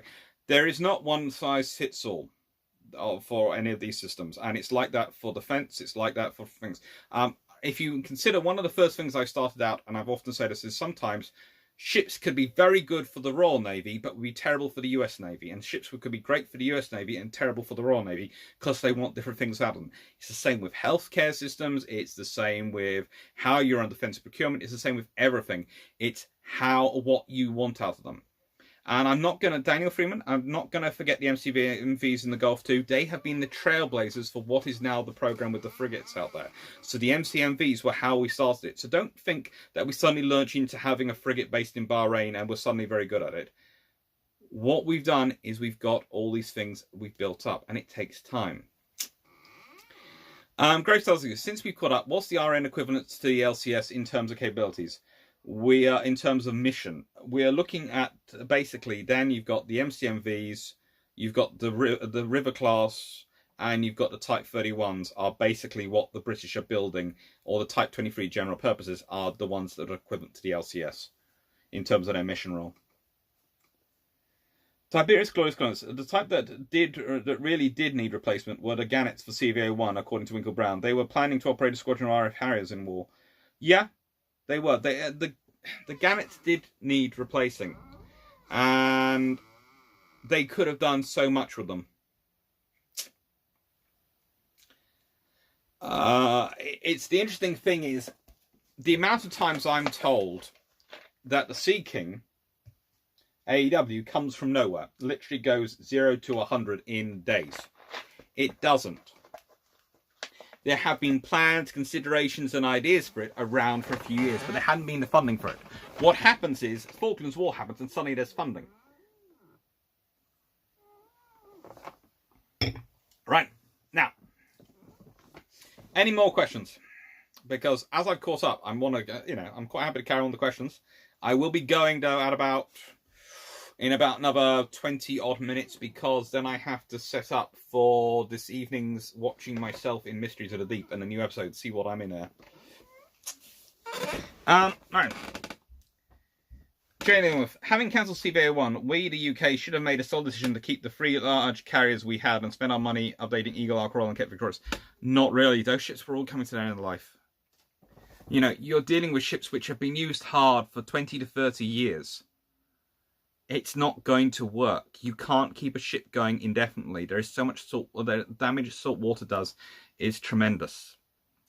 And this is the problem, again, we've got with our current fleet. If you look at the Type 23s, the big problem with the Type 26 delays to the frigate program is that the Type 23s are going to have to phase out possibly before their replacements are even being built, let alone launched. So you've got to do a lot of work to do them, to help them get through. Night Heron production, weird one, but USS Albacore, the teardrop shaped one, as its own class, but in World War II. How much of a game changer would that have been?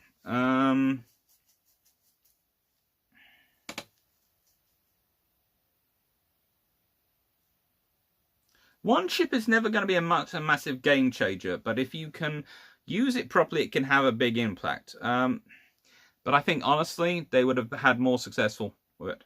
If they had more class, and they would have been quite useful. They would have probably accelerated what the Gatos and the others achieved as there was.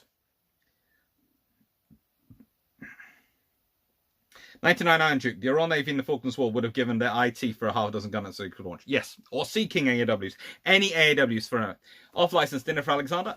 No. I had huge burgers for lunch, so I'll probably just grab something quick for tea. Tonight it's watching Mysteries of the Deep, which I'm in episode 2 of on the Discovery Channel in the UK at 9 o'clock.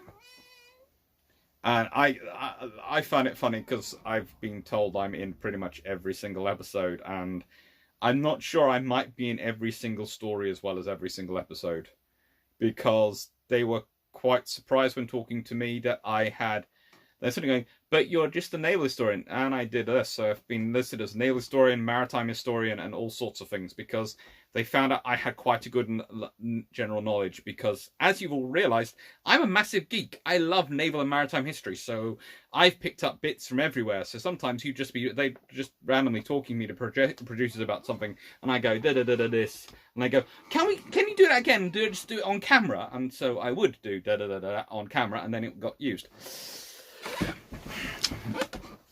Okay. Seem like anything follows Ford and JFK too? Maybe one more than that. Who knows? I think they will do. I think that the nicest way, the US Navy is going to keep building those carriers. Whether or not they end up building, I think at a certain point the US Navy is going to have to admit that to get enough carriers, they're going to have to build a two-tier carrier system, where they have their super carriers and they have their general purpose carriers, strike carriers, i.e. Queen Elizabeth class size, the gas-powered ones. But it's going to be difficult to get them around to that point of view.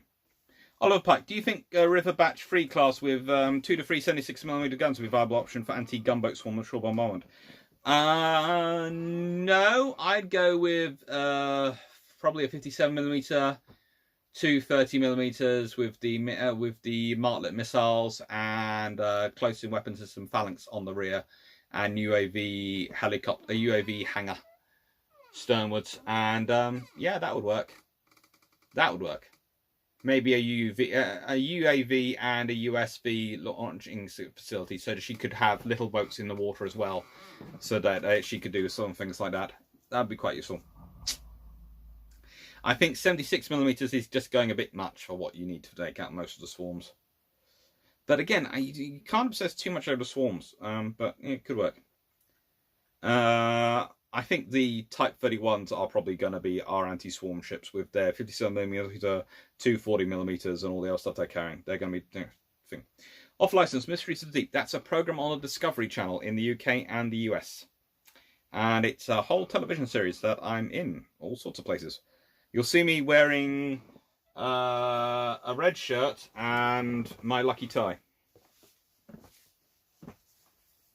So you can always pick me out, usually at conferences, because quite often I am wearing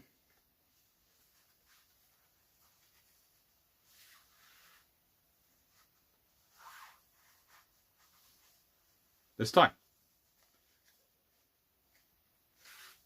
There you go. Okay. Siroma, AMHV quote, but it's always kept in mind, Navy strategy is build strategy. Yeah, pretty much. You fight a war with what you've got, not with what you have, and not with what you want. Would the RN have benefited from building some more Type 23s in 2010, a bit like a Batch 2 River class? Yes, they would have. Honestly, we really needed about 18 Type 23s and 12 Type 45s to really keep the Navy doing all the stuff they kept asking for it. Jeff Beeler, favourite pre-1700 ship? HMS Revenge for me.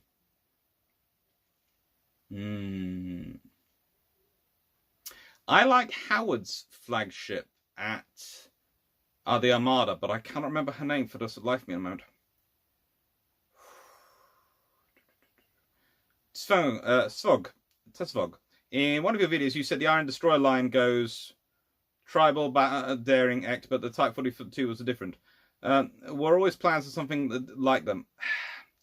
It goes tribals, battles, darings, and then there's the counties in terms of the larger destroyers, and then suddenly there is the Type 42s, which are basically jumped up air defense frigates, which are turned into sort of destroyers because the Royal Navy needs destroyers.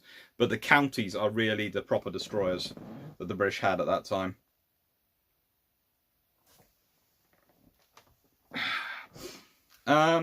Nighttime Production, when it's due to air, can you point out which Mysteries of the Deep episode features the K129 Glomar Explorer Project Kazona, but you alluded to being in it? I think that is going to be episode 4 in the UK, so it's episode 2 tonight, so that's 2 more along. I think it's about, I'm not sure, they've got a slightly different episode structure in the US. They started with different first episodes, I think it could be episode 3 in the US. So that'd be not Wednesday, but not next Wednesday, but a Wednesday after that. It's on Wednesdays in the US, it's Thursdays in the UK. Steam White, Atomic Bearable, Steam Enterprise, Doris Miller, okay. Off license, 57mm on the LCS, as a rather poor record. The Mark 1110 can be well done. It can be worked out doing pretty well. It can do very, very well when it's looked after properly. Jennifer, at Dr. Clark, Eagle and Ark Royal were both less than 15 years service in 1966, and the Victorious was practically rebuilt from the keel up less than 10 years previously. Yes, but they're all quite old designs, and they've been used. It's going to sound strange. Most of them can trace their origins back to the beginning of World War II, and the designs that was going through then. So yes, they've been in service for not that long a time, but and they've been used quite hard. And it's going to sound strange, but when you are designing a ship, okay, so CVA-01 starts life in the in about 1960 properly.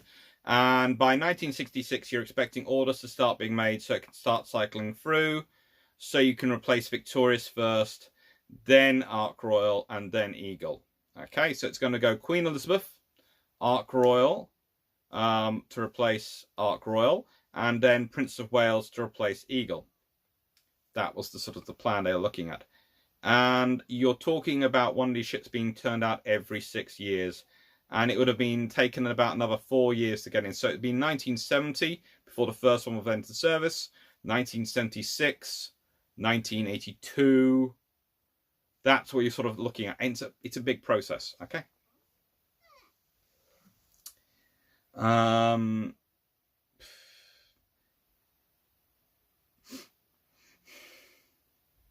Jeff Beeler, USN might build more USS America with F-35Bs and Osprey tankers than AW. They might well do.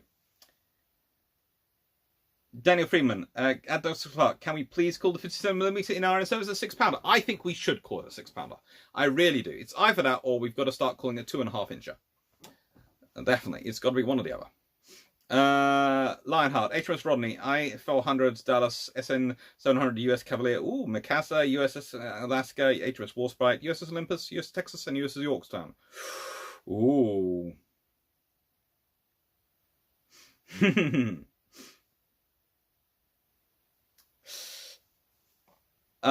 Tiberius Congress, how about the most useful top 10? Oh, that's a whole different debate.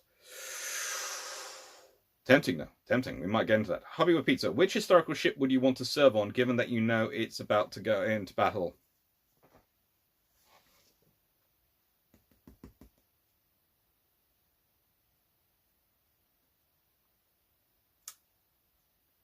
HMS Ashanti. Let's be honest, the ship managed to skip everything. She managed to skip past it all.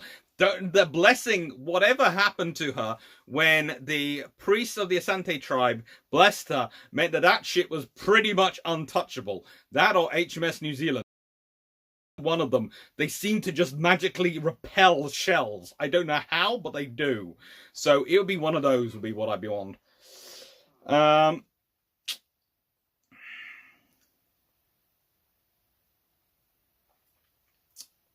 Seeing what? Building future depends upon others. China, India, and others, and expanding Russia.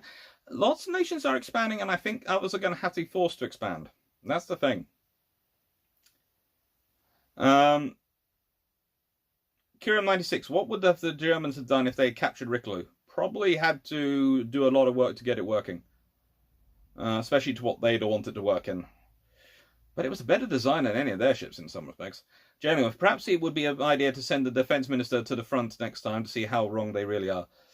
The trouble is, it's not this defense minister who's the one at fault. Defense procurement takes such a long time that honestly, it's the defense minister 3 or 4 ago. And actually, one of the big problems we've had is the defense ministers turn over so quickly. You just get a defense minister used to the circumstance they're in, used to the scenario they're in, and they go. You know, we had some quite good defence ministers over the last few years, and before that, and they just get used to the Ministry of Defence, and a scandal happens or something, and they're gone, and we've got another new one in, and they don't know the system, and by the time they learn the system, something else happens. It's the changeover. You need consistency, especially in defence. Overbike. Is the 57mm effective at shore bombardment, or would it be used purely for anti-ship long-range close weapon system? Anti-shore bombardment of some light positions, probably yes. 99 HMS Hermes was commissioned in 1959, but she was laid down in 1944. Yeah, that's the trouble. She basically has a 15-year build. Stephen White, TV special on General Grant in the US surprised me. He had been overlooked for so long, and in all senses a modern fighting general. Same for Sherman, Thomas, and Forrest. Yeah, that happens. Admiral, how is the Mark 45 5-inch on the Type 26 going to work? 5 engage isn't quite as good as 4.5. I'm sure they will have something to say. They'll probably go, you know, they say 4.5 engage. 5 engage. They would probably go something along the line of main 5 engage. Something would be brought up with. Jeff Miller, your Drac should do a show on the J and K class destroyers. Very few survive World War II. I will do. I'm sure Drac will do one as well. Lionheart X-ray. USS Massachusetts was in the whole war and never suffered a casualty. Another ship to be on. The procurement system is just public-private disaster. They're always public-private disasters. Daniel Freeman, Lionheart X-ray helps to sit out half the war, doesn't it? Most of these things help to sit out half the war. 99 Adric, send the Chancellor of Exchequer, not the Minister of Defence. Probably. Definitely, probably. The person who signs the checks will be good to send. So, right then. I hope you have all enjoyed this conversation. Oh, Bad Home. Late entry of HDMS Triton class, Scharnhorst HMS Thetis class, PV Town class, HMDS Olfenischer, Holland class destroyer, Terrible. I'm presuming that's tribal class. Nadramzusen class, yay. HMS Peter Scrant and Iver Hilft. Oh, cool. Grace Hussey, US William D. Porter, also fun. All these fun ships are fun. And thank you very much for watching. Thank you very much for those people who have subscribed. Thank you very much to those people who are patrons and all that sort of things. Thank you very much to everyone. I'm having a bit of a fun time because I have a bit of a fun request to make of you all. I have noticed, and I have put this out on other things, that my channel is currently at 3,600 and something subscribers. Which means I'm not that far off 4,000. And this is going to be a bit cheeky, but I would really like to make 4,000 by May the 31st. Now, I have a reason for this. Because then I'll have made 4,000 in exactly 2 months from my first live show. So I will have gone from pretty much 0 to 4,000 in 2 months. And that would be pretty cool. I might not get it, but we'll see. By the 31st, when there's the next brew ships. And the brew ships on Sunday is naval aviation themed books. So I'm going to be doing Navy aviation ones. And for that, I'm getting off my bookshelf over here all my books. Don't tell Drac. This is why you shouldn't store stuff on your bookshelf.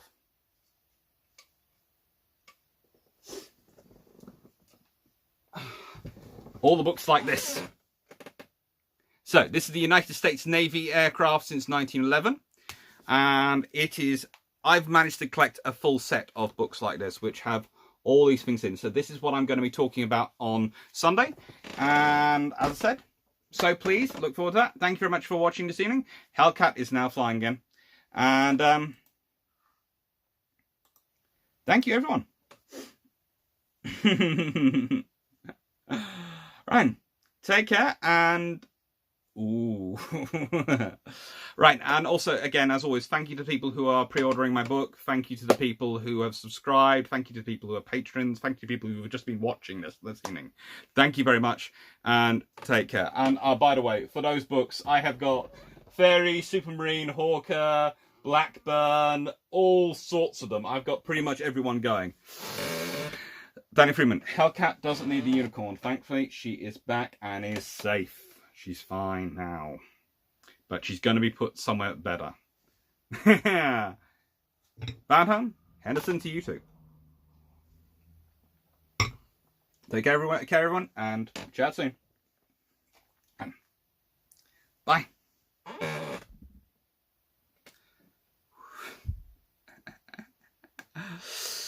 Needs skewer entire program. Yes, skewer could well be in a program, but thankfully the Hellcats, as Stephanie's pointed out, were solid and could